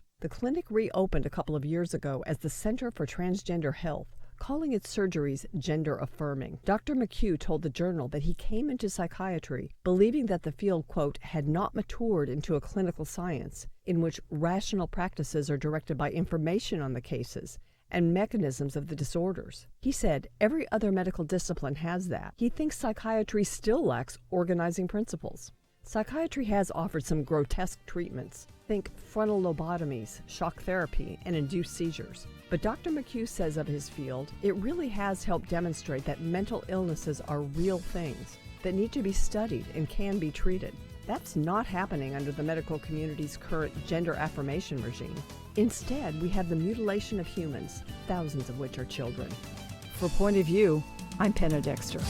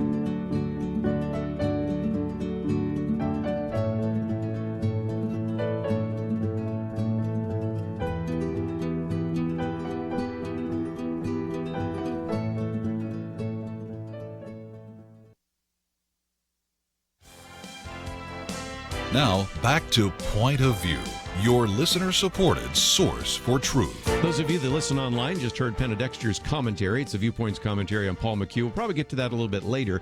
But if you listen to Penna Dexter any length of time, you know that she has featured various commentaries about these so-called heartbeat bills. And, of course, everything from shout out your abortion to the issue of the Louisiana case. So this one coming from Georgia. We have a lot of listeners in the Georgia area. And you're having, of course, all sorts of protests from people saying, well, we won't bring the film industry to Georgia, which I think is a lot of noise that probably isn't going to manifest itself. But in the midst of this, I thought it was kind of interesting that this article, it's actually an op-ed that appeared in the Washington Post by an individual who calls herself pro-choice, nevertheless said, maybe it's just time to let Roe go because it's so divisive. And we're recognizing the nation is completely divided because let's look at New York on the one end, abortion right up to birth. And then you have Georgia, which passed one of these heartbeat bills. And it does seem to me that somewhere along the line, you can see the stark division in this country over this issue of abortion, which is no surprise to most of us, right? Well, I'd love to see them do that, let Roe go.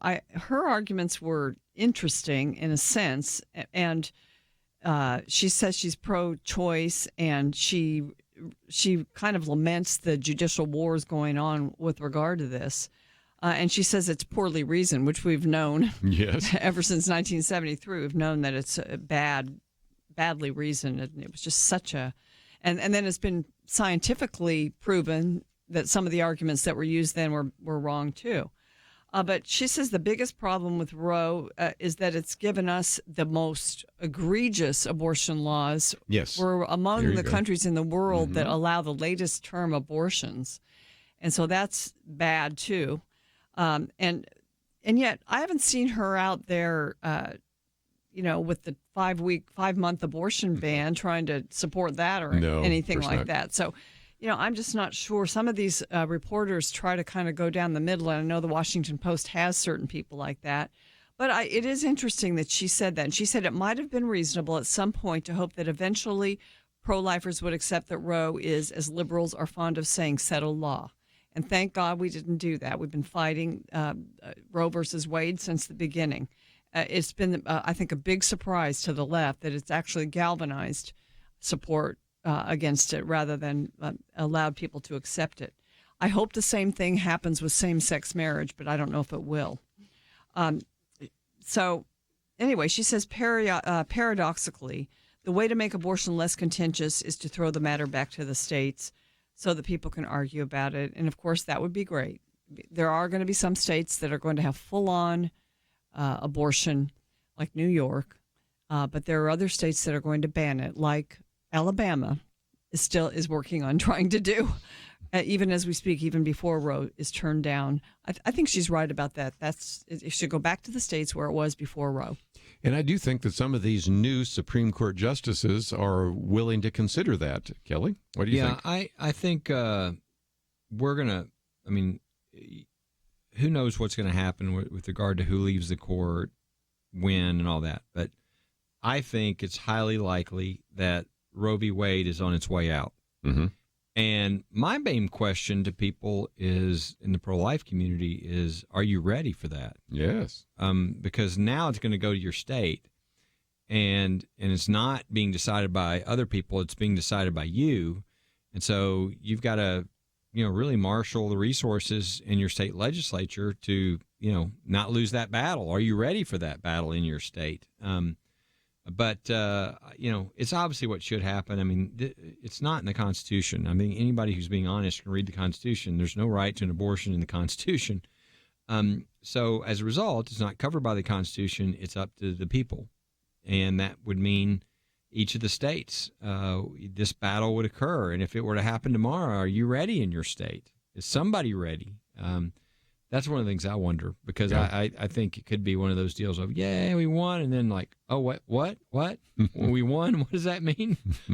It means now we got to do 50 states and convince people, and with their minds and their hearts and getting them on board. That's a lot tougher. Yeah. And there are more pregnancy resource centers than there are abortion clinics. That's and right. So in some respects, they're standing ready to provide that opportunity. And even this week, we talked about a ministry encouraging churches to do what they can to support women that make their concerns known and support them through a so-called crisis pregnancy. So I don't know, but I think it's kind of intriguing to see that if nothing else, we have just a remarkable difference between, just take the state of New York, where they're cheering basically abortion all the way up to birth.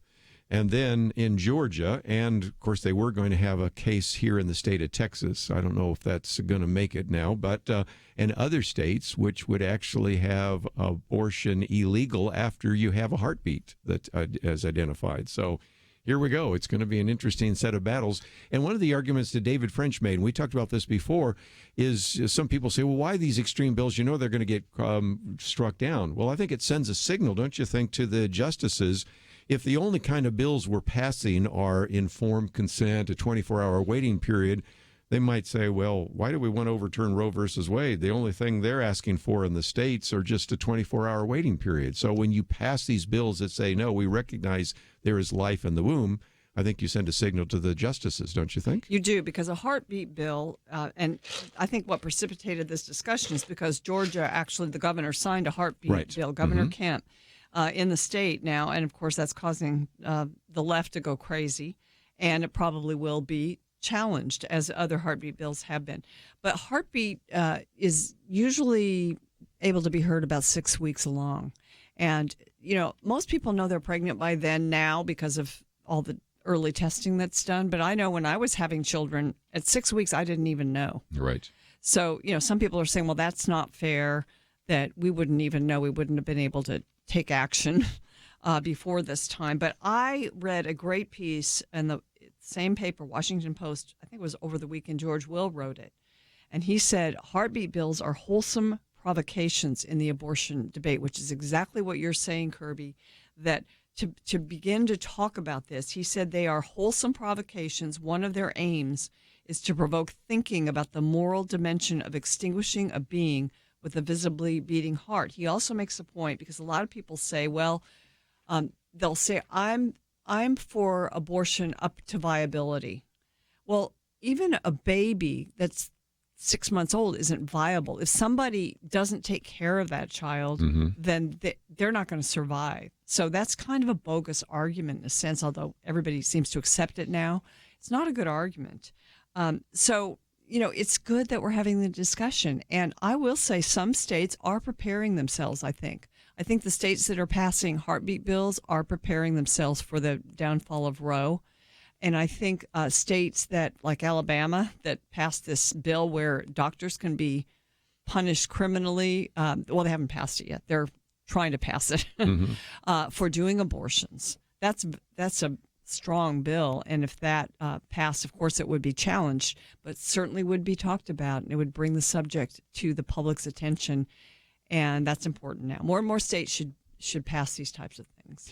Well, let's take a break, and when we come back, this will be an opportunity for us to look at a little bit of some of the myths between history and science. We'll have Dr. Michael Keas in for just a few minutes, and then I want to come to Kelly, talk about this case about the Bible on POW MIA tables. We talked about one in, I guess it was Virginia, that was brought to our attention through one of the Point of View listeners. This one now happens in New Hampshire. And I guess it's a little bit like whack-a-mole. You knock one down, another one pops up. So this time it's a court case, so we'll talk about that as well. During the break, this is a great time for you to go to our website and to take action and express to your member of Congress your concern about the Equality Act. So go to pointofview.net. We'll come back with more right after this.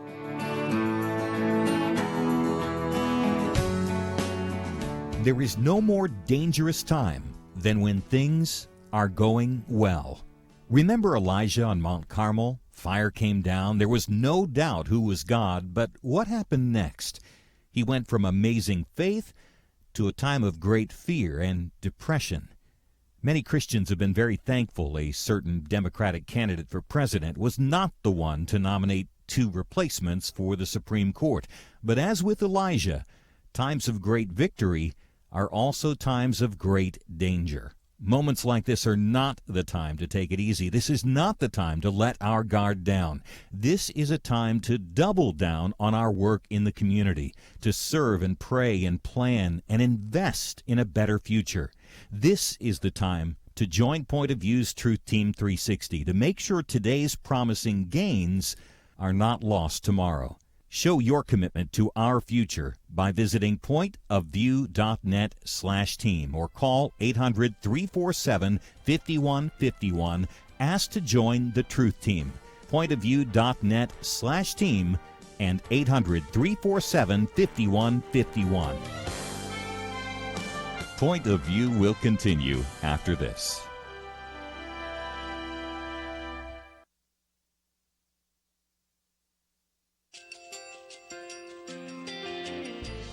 I just want to thank you so much for all the wonderful programming you have. You're just absolutely fantastic. I recently started listening to Point of View, and I really found it interesting because of the different subjects you cover. Thank you for that. I really appreciate everything that you do in keeping us informed. Thank you, Kerby, for everything that you have been doing. I appreciate all the work that you're doing, advocating for the Word of God. Thank you so much. Point of View, I think, is absolutely necessary because it's a Christian perspective, a biblical worldview perspective, and receive very current, up-to-date information about what is really going on, week to week in our culture, which is changing so rapidly, and yet it's morally sliding backwards. Yeah, I'm just, first of all, I thank you guys. Y'all's program is wonderful, and enjoy it every day. I learn so much every time I listen to it. Point of View Radio Talk Show.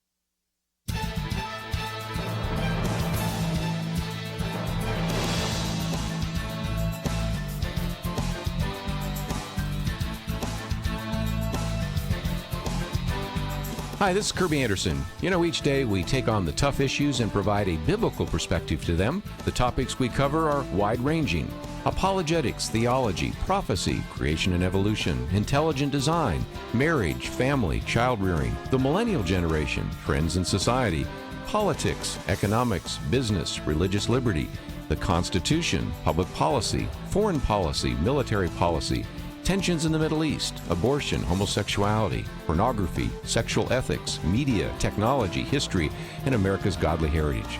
We talk about anything that affects your faith, your family, or your freedom. So don't go anywhere, because Point of View continues right now.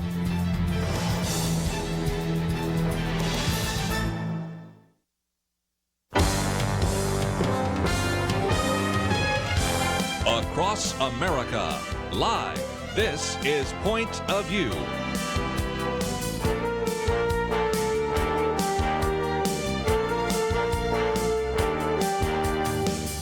And now, Kerby Anderson. Back once again, it is our weekend edition, and for just a few minutes, we wanted to bring another kind of interview to you, and that is to talk about some of the myths that take place between science and religion, or science and Christianity.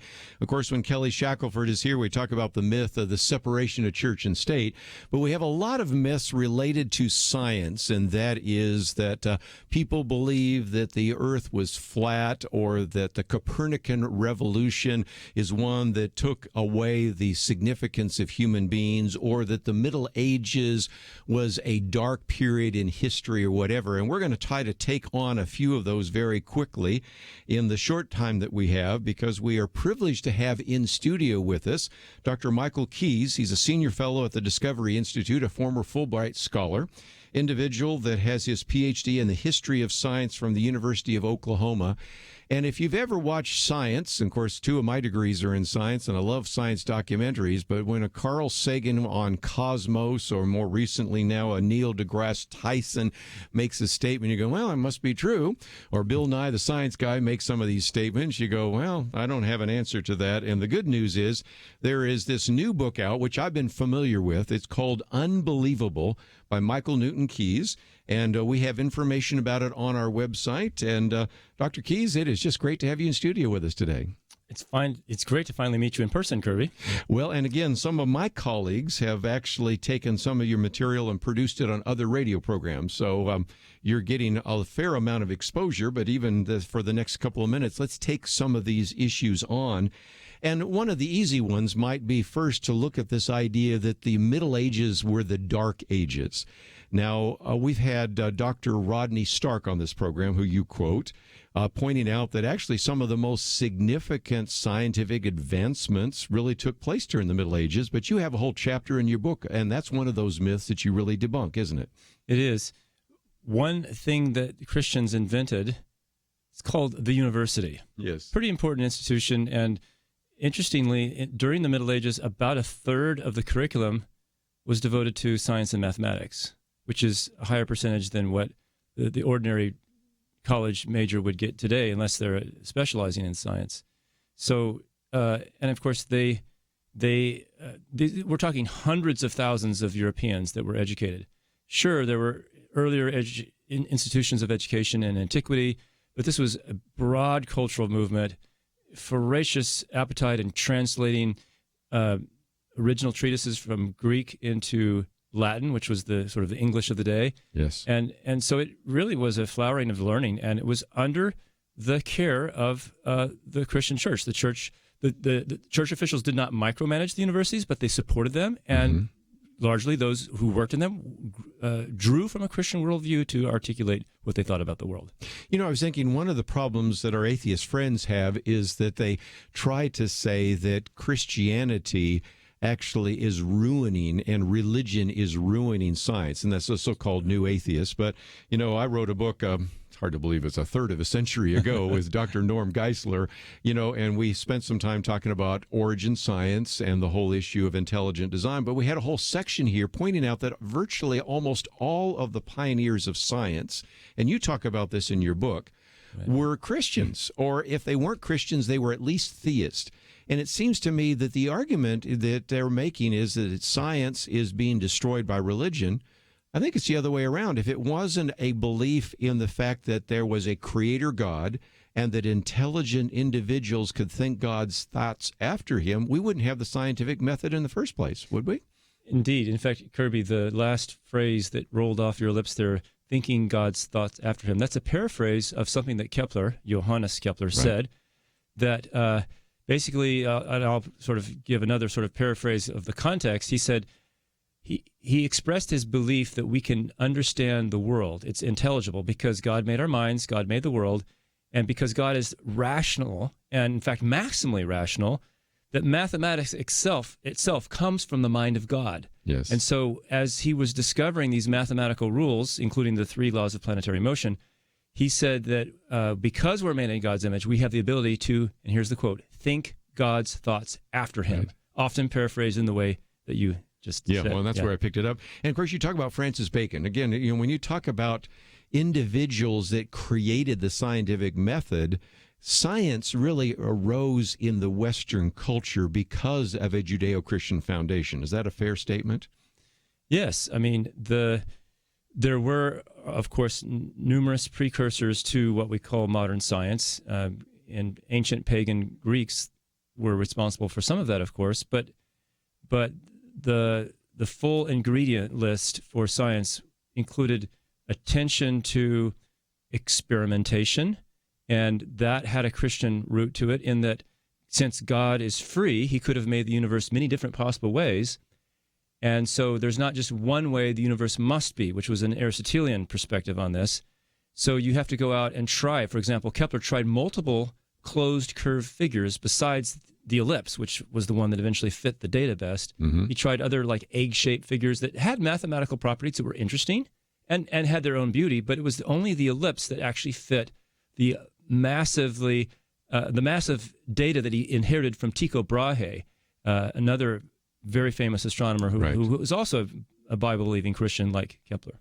Well, and again, it seems to me that one of the reasons we wanted to do this today, just briefly, first of all, because you're in studio today, but I'd love to do an entire interview with you by phone in the future. But since you were here, I wanted just to have people hear this, because you know as well as I do, Dr. Keas, that we send kids off to college, and then they want to major in science, and 2 of my degrees are in science, and I recognize that what happens is some kids, especially if they take classes like I did in evolution, or they take classes in astronomy and others, they start saying, well, this doesn't seem to correlate with the Bible, so they give up on their Christian convictions. And I want to send more Christians into the scientific world and into the medical fields, because we desperately need them.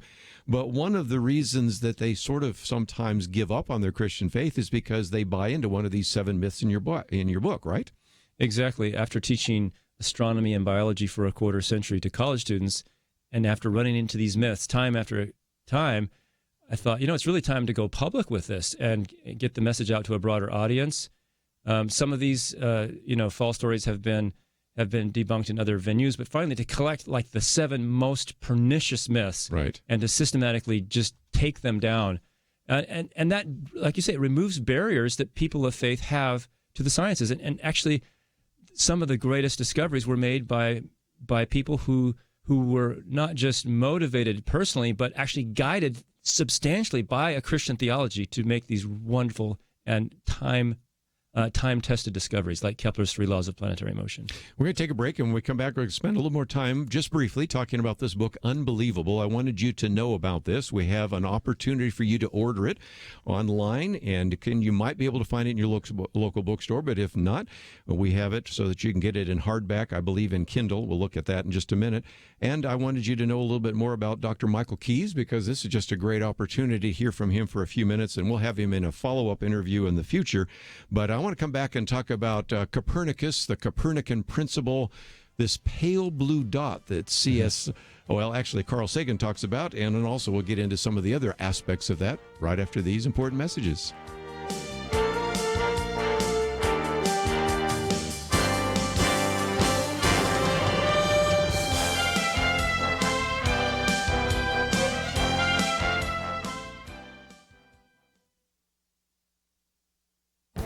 This is Viewpoints with Kerby Anderson.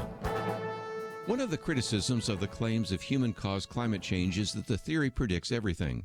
Now, you might think that makes it a good theory. Actually, when you have a theory that predicts everything and cannot be falsified, that makes it a bad theory. In fact, it's easy to find examples of contradictory claims all being attributed to climate change. But let me give you one example. Sharks fascinate us, probably going back decades to the movie Jaws. We seem fascinated by them as illustrated by the popularity of Shark Week on television. So what do scientists predict about sharks and climate change? One article from a few years ago in The Guardian explains that the surge in fatal shark attacks is blamed on global warming. The article does acknowledge that some of the increase may also be due to human activity and the abundance of seals, but the primary reason for the surge in attacks is climate change. A more recent article in The Independent predicts that global warming could actually make sharks smaller and less aggressive. The argument is that warmer waters and increased CO2 could make it more difficult for sharks to catch prey. A third article comes from scientists in Australia who believe that a new hybrid shark just discovered is a sign of global warming. They argue the two species mating is due to climate change. Just about every phenomenon in nature is being explained by climate change. More snow is due to climate change. Less snow is due to climate change. More wildfires are due to climate change. Fewer fires are due to climate change. You will find lots of contradictory examples all attributed to climate change. So when it comes to sharks, many of these claims sound less like science and more like science fiction. Sometimes the claims sound more like the science fiction disaster movies like Sharknado. I'm Kerby Anderson, and that's my point of view.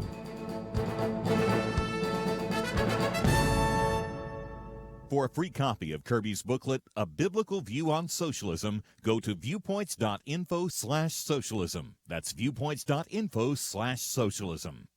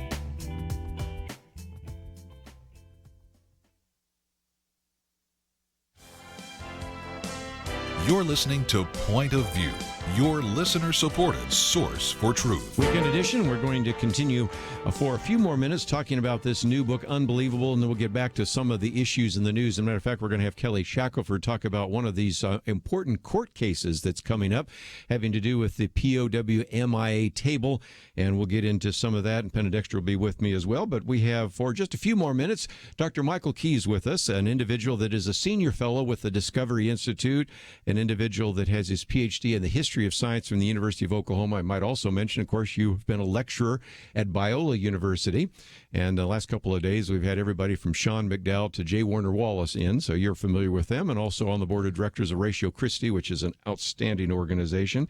And if you go to our website, pointofview.net, and click on the picture there of Michael Keas, you'll see that we have a link to a series of YouTube videos which go through every one of those chapters. And so that will be good. But let's, if we can, for a minute, deal with this issue of, well, the universe, they thought in the ancient world was very small, that it was geocentric rather than heliocentric. In other words, that the Earth was the center of the universe. The argument is when Copernicus began to discover that actually the Earth circles around the sun and the Earth isn't that significant, that changed things. And then Carl Sagan talked about when Voyager was leaving the solar system, it turned around, took a picture back, and you see this pale blue dot. And he used that to say, well, Earth is not anything significant at all. Now, Guillermo Gonzalez and others would say, no, wait a minute. There's a lot of evidence of incredible design in the universe. But nevertheless, what about this myth that has been perpetuated that once Galileo and Copernicus and others came along, that was the end of any kind of belief in God? What's your thoughts about that? Well, Copernicus himself said the cosmos was, quote, created for our sake. doesn't sound like a demotion to me. Nope. And he and his successors, Galileo and Kepler, they framed the Copernican revolution as a promotion for Earth in many ways. Galileo recognized that according to the ancient knowledge that had been passed down through the Middle Ages, the center of the universe was the bottom of the universe, the place where generation and corruption occurs, whereas the heavens were considered incorruptible. Now, Christians were busy starting to critique the idea that the heavens are incorruptible, that they too have, can fall apart, and indeed stars explode and so on. Mm-hmm. And that took a while to discover those details, but Galileo said he made an argument that Earth moves and framed it as a promotion, because now we're not in the trash heap of the universe as traditionally understood, although that understanding itself was being reformed. Right. Kepler did this sort of move a little more substantially, because he argued that a moving Earth is actually good for scientific discovery, because it allows us, for example, to triangulate and calculate the distance from the sun to Venus in terms of Earth-Sun distance units, what we call an astronomical unit today. Right. And that is only possible in an objective, non-question begging way if Earth has an orbit larger than Venus and Mercury, and allows you to draw some triangles, do a little trig, and solve the problem. And you do show that in the book, which in case people can't get that in their mind, they can actually see it. And to me, that's really kind of significant, because I just mentioned Guillermo Gonzalez or Jay Richards just on the show with us the other day. They co-authored a book called The Privileged Planet. And their argument, and I'll hopefully summarize it accurately, but if not, you can correct me, is that first of all, the Earth is in the best place for intelligent life, for complex life, but especially intelligent life, but also in the best place for the observation of the universe, because we're not in those gaseous clouds of the Milky Way. So it actually, if you look at the universe from their perspective, it's almost like the universe knew we were coming, is another way to put it. Indeed, and it's almost like Kepler knew that Jay Richards and Guillermo Gonzalez were coming, because he made the first design for discovery argument, as far as I can tell, that they then picked up on and elaborated to multiple disciplines of science, not just astronomy. So it's the mind is a very intrinsically important part of the cosmos. It's like this was rigged, and the universe was rigged for discovery, and particularly our place in it. Yes. And so this Copernican revolution was framed as an upgrade for humanity, and more fitting for creatures of made in God's image, who could exercise their abilities to discover things about God as God has reflected His glory in the universe. Well, and again, I'd be remiss, since I have somebody who's a senior fellow in the Discovery Institute, without mentioning this idea of all sorts of variables that are always just finely tuned. I mean, it's sometimes been referred to as a Goldilocks universe, not too hot, not too cold. And there is a sense in which it's an illustration I sometimes use in some of my books, is that what we have is like we have this panel that has all these different dials, and every one of them is finely tuned, whether it's the constants for gravity or the ratio between the electron and the proton or whatever it might be.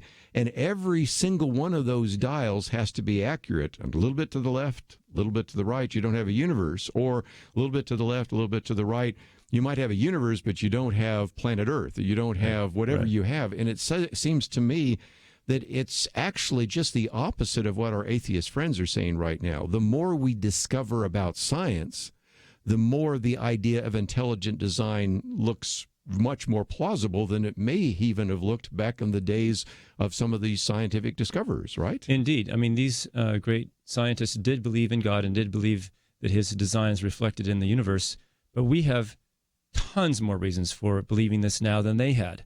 And yeah, I think that it shows that science and religion are compatible, particularly the Judeo-Christian tradition, because of very specific things in Christian theology that set people up to expect to be able to discover a world with mathematical rules that are reasonable, because, of course, the maximally rational creator, God, made it. And so you'd expect we would be able to discover those things. For those of you listening, if you are interested in science, maybe you have a young person, a child or a grandchild interested in science, this has got to be a book that they've got to have in their hands. Because let me just go real quickly through some of the myths, that pre-modern scholars in the Western tradition thought the universe was small, and you kind of take that one on pretty quickly. One which we mentioned just in passing, that the medieval Catholic Church suppressed growth of science, and Europe descended into the Dark Ages. And of course, I mentioned Rodney Stark and others that have written about that. Myth number 3, because the church induced ignorance, European intellectuals believed in a flat earth. Obviously not, and I think most people know the answer to that, but it's amazing how many don't. And then myth number 4, Giordano Bruno became a martyr for science. You talk about that. And of course, Copernicus. You talk about Galileo in myth number 5, which of course we've heard for generations and centuries. And then number 6, Copernicus demoted humans from the privileged center of the universe and challenged religious doctrine. I think we've answered that one. And the one that I didn't get to, which I thought was kind of interesting, if we encounter extraterrestrial life, well, that'd be a death blow to certain religions, especially Christianity. Not really. If anything, we certainly now know that the universe is on a knife edge, so it's really hard to imagine there's even another planet, even in another galaxy, that is got all the conditions necessary. But even if an extraterrestrial shows up, that doesn't really challenge Christianity, does it? Yeah, there is a storyline out there promoted by top atheists, philosophers, and scientists that because of the vast distances of space that would need to be traveled for even a visitor from another possibly habitable planet, none have been documented, of course, that they would have to have technology so advanced that it would appear like magic to us. And Richard Dawkins, the Earth's leading atheist, says it would be so incredibly magical looking that it would look like God to us. Mm-hmm. And so when you run through this, you think, well, what if there were, quote, an appearance event where some creature appears on the planet with magical powers, seemingly? Even if the devil himself showed up on this planet, atheists would say he's an alien and this is just a natural phenomenon. And even though it looks totally supernatural, they're going to force that into a naturalistic framework and say it's just billions of years of advanced technology through cultural evolution. So what is ironic about this is modern day atheism expects, which is of course a godless philosophy, expects a godlike creature to show up on our planet and to save us from ourselves. Remind you of anything in Scripture? Yes. So this is modern day atheism is setting us up for what could be a massive deception. I would think so. And if you think about it, Carl Sagan, of course, wrote the book, and it eventually became a movie called Contact, and that was kind of the premise as well. Well, Dr. Michael Keas is with us, and we'll do a whole hour interview with you by phone, but since you were in the studio today for a few minutes, we wanted to chat with you. And if you want to know a little bit more about the book, it's called Unbelievable: 7 Myths About the History and Future of Science and Religion. And we also have a link to some of the YouTube videos that you can watch as well. So thank you for taking some time to come in and join us. And thank you for writing the book. It's been well needed. A long time ago, we talked about some of those myths, but this is one that I want to put in the hands of as many young people that are interested in science as possible. Thanks for joining us today. Thanks for having me, Kerby. It's great to talk. We are going to take a break, and then we'll come back, and Kelly Shackelford, Penna, Dexter will join us, and we'll finish off our weekend edition. All that coming up right after this.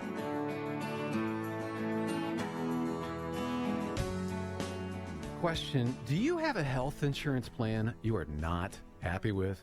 Well, Bethany and Jason thought they were stuck. Their plan just kept getting more expensive, and Bethany's favorite doctor didn't even take that plan anymore. And then some friends at church told them about MediShare. With our previous insurance, we were paying $1,200 a month. With MediShare, we now pay around $600 a month. Yes, they're paying $600 less per month, and that's a pretty typical savings with MediShare, and they actually like MediShare more. I was able to go back to my original doctor that I absolutely loved, and it's just been an absolutely beautiful thing being a part of MediShare. Yeah, so they pay a lot less, and they like it more. No wonder MediShare is growing so fast. Find out more. They're super easy to talk to. All you have to do is call 855-90-BIBLE. That's 855-90-BIBLE. 855-90-BIBLE. It takes a team to win. Be part of Point of View's Truth Team and bring truth and healing to America. Go to pointofview.net/team, pointofview.net/team, and 800-347-5151. Point of View will continue after this.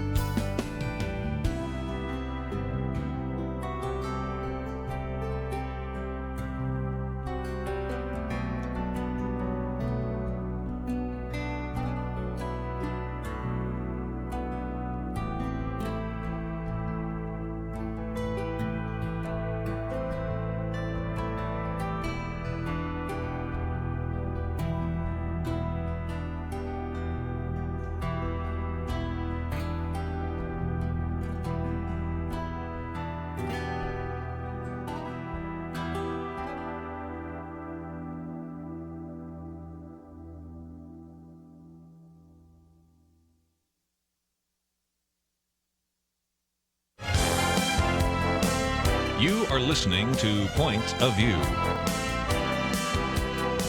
The opinions expressed on Point of View do not necessarily reflect the views of the management or staff of this station. And now, here again is Kerby Anderson. Final half hour, it is our weekend edition, and Penna, Dexter, Kelly, Shackelford back in studio here, and that was an interruption we probably won't do too often, but it was just kind of fun to talk science for just a minute. But Kelly, I'm ready to come to you because the first article we've posted on the website is a Bible on the POW MIA table. Now, by the way, for those of you that would like to see what it looks like, we've got a picture of it on our Facebook page. I think it's also linked also to First Liberty. But the article that we have right here is one that is your article. It's a press release. And people might say, well, didn't we talk about that? Well, yes, we did. A couple of weeks ago, we talked about there was a controversy about putting a Bible on a table. That was, I think, in Virginia. And one of our Point of View listeners, I think, first alerted you to that. But we're not talking about this case. We're talking about a new case. And this one's even more of a head scratcher because it's in Manchester, New Hampshire. And in this particular case, it's resulted in a lawsuit. Tell us more. Well, this is, if those who haven't seen a POW MIA table, it's a table with a lone rose, a place setting, again, for the person to come back. And in this case, you had the VA in New Hampshire that allowed veterans groups and, outside groups to put up displays of certain sorts. And so this is an outside POW MIA group that put up this traditional table. And they have the flag, the rose, the place setting, and they have a Bible. And the Bible is actually encased because the Bible was given to them by a 95-year-old veteran who was in a German prison camp in World War II. And this is the Bible that he relied upon to get through that captivity. Unbelievably, a lawsuit was filed against the VA saying, how dare you have an outside group be treated like everybody else and to be able to put up their own display that includes a Bible. So this is so beyond the pale. I mean, I can't even imagine somebody bringing a lawsuit against a POW MIA table, period, much less trying to attack the Bible and trying to do so when it was donated by a man who was in a prison camp. I mean, it's so, I can't wait to get into court on this one. And I appreciate the VA who has responded very forcefully to this attack, saying they will not be bullied and that the group who does this has not such a great reputation for their success. They try to bully and threaten people, but they're wrong on the law. And in this case, they're certainly wrong on the law. And so I encourage people to get a copy of this, get it online, go get the link, share it with other people. People need to know about this because, again, this is not the first time. This has happened a number of times recently, and this is the type of thing they're trying to do. But at First Liberty Institute, I think the first statement that was made publicly on this is Mike Berry, who heads all of our military cases, said if they're going to get the Bible, they're going to have to go through me. And that's exactly what we plan to do. You not only have the VA standing their ground, but we are going to be standing our ground as well against this outrageous attack. If you really think about this, it's so absurd because a POW, you hear so many stories of POWs who maybe didn't have a Bible, but they had some scripture in their mind, and that's what got them through their time in captivity. And I just think it's hard to believe that anybody, no matter how irreligious they are, would actually challenge the idea that, a Bible could help a person get through being a POW. I mean, Kelly, I might just mention we have ridiculous. The picture there on your article, so there's a share button, so you can put it on your Twitter feed or your Facebook page, and the actual picture there, Penna, you can see the Bible. That looks so threatening now, doesn't it? Oh, terribly. It's just unbelievable. And the suit, help me out, this doesn't even make any sense, is against what, the VA? Yes. That doesn't make sense to me. How could you sue the VA for allowing it to be a public display? I mean, I don't get it. Well, they think that, since the VA is a government entity, that, Bibles are like some sort of radioactive explosive that can't be allowed in your building.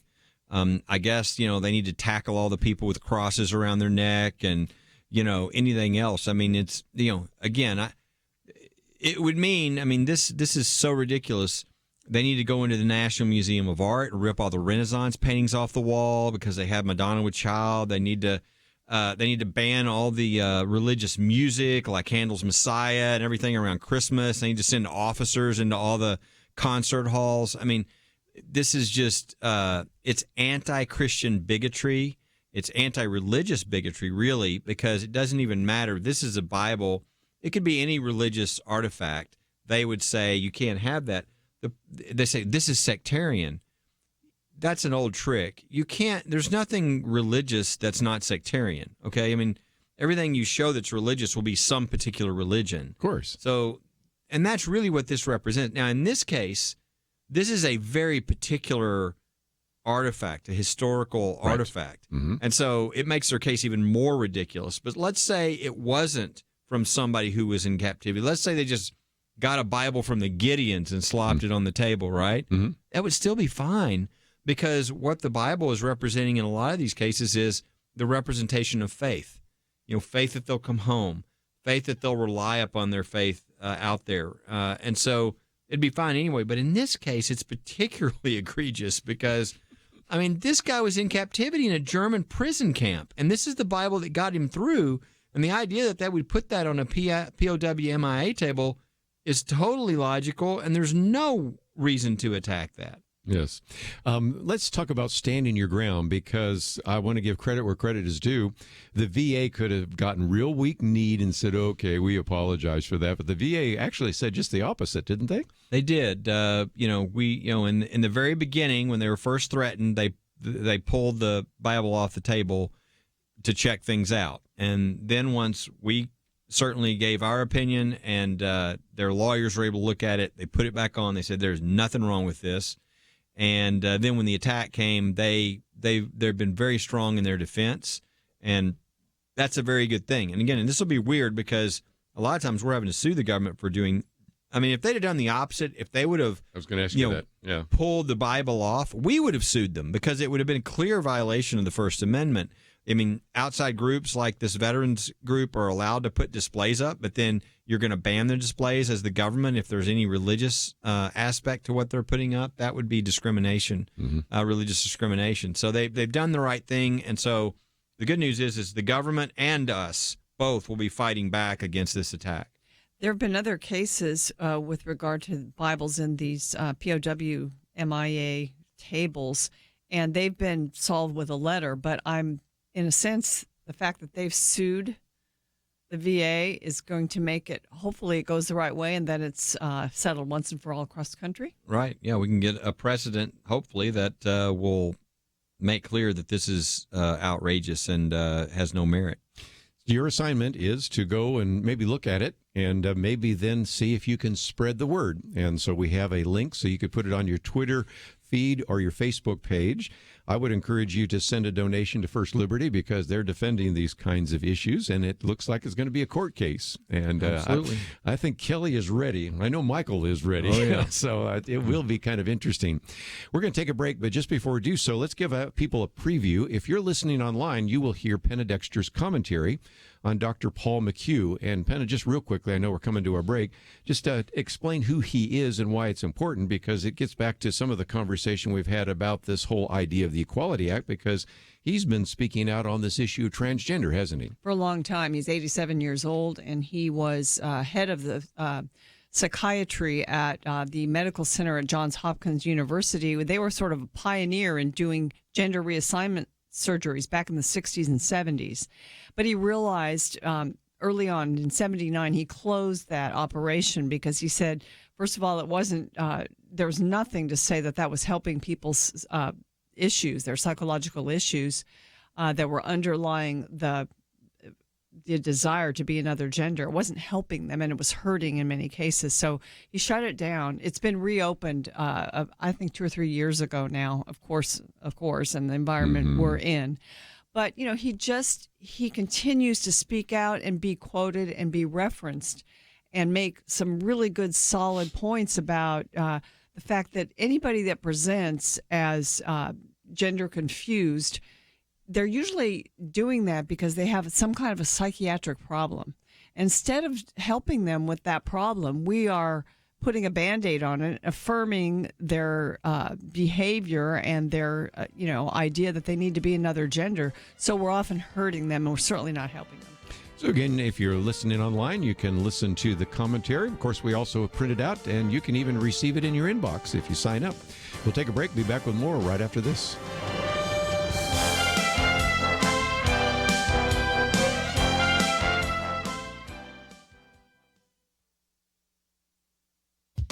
The Wall Street Journal recently ran Abigail Schreier's synopsis of her interview with Paul McHugh, who at 87 is still a professor at the Johns Hopkins School of Medicine. Dr. McHugh is referenced frequently by those arguing for medical common sense in the transgender wars. According to Ms. Schreier, he's a tenacious skeptic of the crazes that periodically overtake his specialty. Back in the 60s and 70s, Johns Hopkins Hospital was famous for its pioneer work doing sex reassignment surgery. In 1979, Dr. McHugh, as psychiatrist-in-chief there, shut down the gender identity clinic, saying there was no way to predict who would be hurt by the surgery. He cited follow-up research that showed patients who had undergone sex change operations experienced no improvement in the psychological issues that had been the reason they'd had the surgery in the first place. Some patients, he says, became suicidal and depressed and regretful. He says the hospital had, quote, wasted scientific and technical resources and damaged our professional credibility by collaborating with madness rather than trying to study, cure, and ultimately prevent it. Not surprisingly, this decision has now been reversed. The clinic reopened a couple of years ago as the Center for Transgender Health,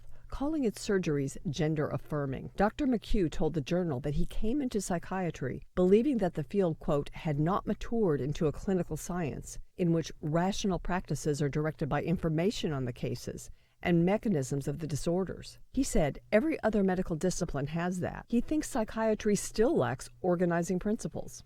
Psychiatry has offered some grotesque treatments. Think frontal lobotomies, shock therapy, and induced seizures. But Dr. McHugh says of his field, it really has helped demonstrate that mental illnesses are real things that need to be studied and can be treated.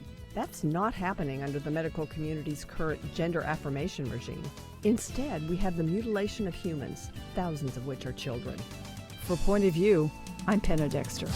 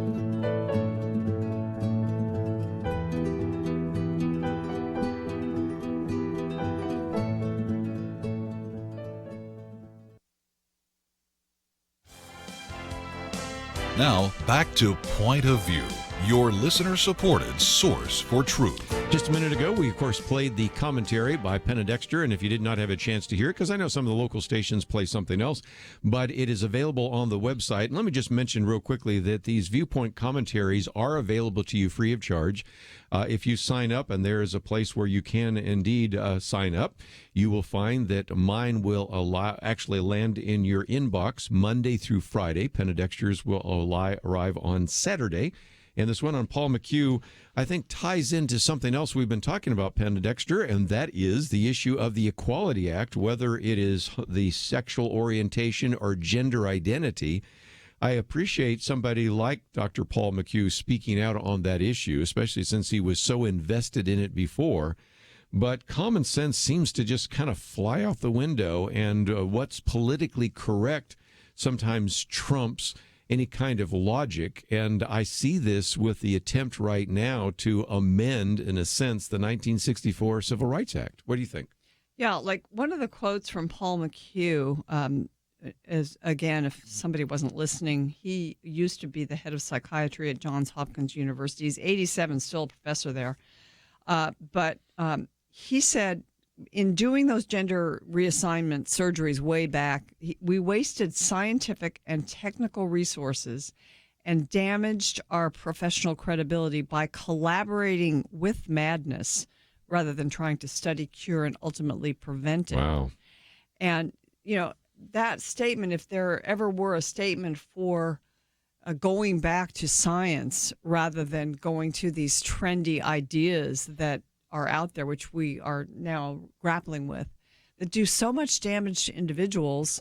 And also now with this Equality Act, it does so much damage to the culture and especially to the rights of Christians and religious people who, in so many fields that this Equality Act covers, business to churches to medical institutions to education, that Christians will lose their rights to operate and live and speak according to their faith. And so it's huge. It's not like a little out there bill that just kind of comes in from the side like some of these bills do. This one covers the gamut of liberty, really. Kelly, this you said makes the church like a public accommodation. Explain that if you mind. Yeah, it redefines places of public accommodation. There are laws, federal laws and state laws about that if you're a place of public accommodation, you can't discriminate. Mm-hmm. And what it originally was talking about is a restaurant or a hotel or whatever. And they have now added sexual orientation, transgenderism, gender identity to this statute. And they've broadened in this Equality Act, they broadened the definition where it would actually include churches, whether they are attempting to do that or not. They use words like facilities that do programs or services or these type of things. I mean, it would directly include churches. So basically you would have the government coming into the church and saying, you can't discriminate on the basis of sexual orientation. You can't say that from the pulpit. You can't have separate restrooms. You can't. I mean, you've got the government. This is so radical. This piece of legislation. I mean, it's not any sort of compromise with how do we work things out between religious freedom and the LGBT community. It is, we are going to take over your religious communities. Religion loses in all situations. So this is a really, really radical piece of legislation, and people really do need to contact their congressmen and their senators to let them know. And it's easy to do with Point of View. I know you have it to where it's really easy for people to just go and look at the information. But it does a lot of different things, but most people do not realize that it basically is taking over all the churches as well. I might just mention one of the articles there on voter suppression we didn't get to, but when Kelly was talking about this, it just occurred to me, this has been a banner week for you because every time I turn around, it's another religious liberty case. And I did not know that you could not say, God bless America. Explain this one. This one just, again, insanity has struck the universities and the schools, this is a school, I think. Who got a complaint from the Freedom from Religion Foundation, who, Here we go again. Never wins any cases. They just like to send letters and threaten people and see who they can get to back down. And unfortunately, in this school district, they decided, we're going to stop singing Irving Berlin's "God Bless America" because that must be some sort of violation. So we were on Fox and Friends Tuesday morning or so. Jeremy Dice was talking about how ridiculous this is, and that there's no reason to not have God Bless America. I mean, they do this right after they'd said the Pledge of Allegiance, which says under God. In God we trust is our motto. I mean, things aren't banned because they mention God. It goes back to our founding and all the way through to our national motto and our Pledge of Allegiance and everything else. So it's, people have lost their minds, and there are a lot of people that just back down instead of do the right thing. And they certainly didn't give a good lesson to those kids. Well, let's give you a couple more action items. First of all, you can watch the video, and I think Jeremy did a really good job. But as you go to First Liberty right now, what pops up is you can get one of those window clings. That's true, We yes. have not talked about that in months. So talk about what that is, because it says, "In God we trust," and you can put that on your window on the car, right? Yeah, if you go to firstliberty.org, which I know you can go to pointofview.net and click on the deal there, you get to firstliberty.org. The first thing you'll see is a pop-up window that says, "Do you want to get one of the window clings for In God We Trust?" which you can put up and sort of turn these attacks on trying to shut down In God We Trust and Under God and God Bless America. They want it, silenced. And so our whole goal here is, let's multiply it in the other direction. Yes. Every time we talk about it, Yeah. we'll get lots of people to order this. And like we were on Fox and Friends yesterday on the POW MIA, Right. Mm-hmm. and Mike was talking about it, and he said, look, this is not much different than In God We Trust and all this. And anyway, we had, I think, almost 1,000 people go to the website and say, I want one of those In God We Trust. And so I love the fact that what the enemy is trying to do for bad, we are multiplying for good. So every time they attack, let's have a bunch of people like the Point of View listeners, and people will probably say, hey, that's really cool. Where did you get that? Yeah. And then you can send them to the website. You can get that there. And we picked up a new radio station this week. And for those individuals, as well as people that can't remember, you did this because originally you had some people in law enforcement, right, that were in trouble. Yeah, they got a for that? similar letter that was sent by this group that's just totally false. What they're saying about the law is not true, but they sent it to different police departments and sheriffs saying, we noticed that you have the words In God We Trust on your police cars. You either take that off or we're going to sue you. And so we represented a number of the sheriff and police and said, oh, please sue us. Yeah, we please. want you to. And anyway, they of course didn't, but their whole goal was to shut this down. And so that's where we came up with the idea, why don't we make sure that they'll regret that they ever did this? And so we started offering these In God We Trust window clings. And, I hated the old ones where they would stick onto your car or whatever. And so these are so much nicer because you put them up and take them off, and it's static electricity holds them up there. That's right. So it's easy to use. So I would encourage, this is a positive thing you can do this weekend, is just tell your friends, post something or whatever, provide the link, say, hey, let's do this. What they were trying to do to shut down In God We Trust and God Bless America, let's do the opposite to do, promote it across the country. So just go to First Liberty. It will pop up. So lots of times you have trouble finding things on a website. This will be the first thing that will pop up, and it's the window cling. So Penna and Kelly, thank you for being here today, and I thank all of you for listening in. Next week, we're going to have some great interviews. As a matter of fact, Penna's going to be sitting in this chair on Monday, right? I am, and I'm really excited about one interview, 1 hour with Tim Winter from the Parents Television Council. He'll be joining me, and I think you'll want to tune in for that. You're going to be surprised at some of the information. Going to be a great week of broadcast. I want to thank Andrew and Steve for the help behind the scenes. Have a great weekend. We'll see you back here on Monday. It's amazing but true. When it comes to one of America's biggest household expenditures, healthcare, a lot of people think they've got no choice. People are used to thinking we have to do it this way, but they don't. Yes, you have the freedom to choose an alternative with your healthcare. It's MediShare, and it costs way less than the alternatives. The typical family saves $500 a month, not a year, a month. And if you're single, this can save you a lot too. And let's face it, a big reason MediShare is 400,000 people strong, it just works. They've shared over $3 billion in medical bills, so they can help share your needs too. Joining MediShare for so many people is one of those things that makes you say, why didn't I do this before? So yes, the time has come for something better. Look into joining MediShare and see why so many people are opting out of the old way and into the new. Why not look into this? Just call 855-90-BIBLE. That's 855-90-BIBLE. 855-90-BIBLE. It takes a team to win. Be part of Point of View's Truth Team and bring truth and healing to America. Go to pointofview.net/team, pointofview.net/team, and 800-347-5151. Point of View is produced by Point of View Ministries.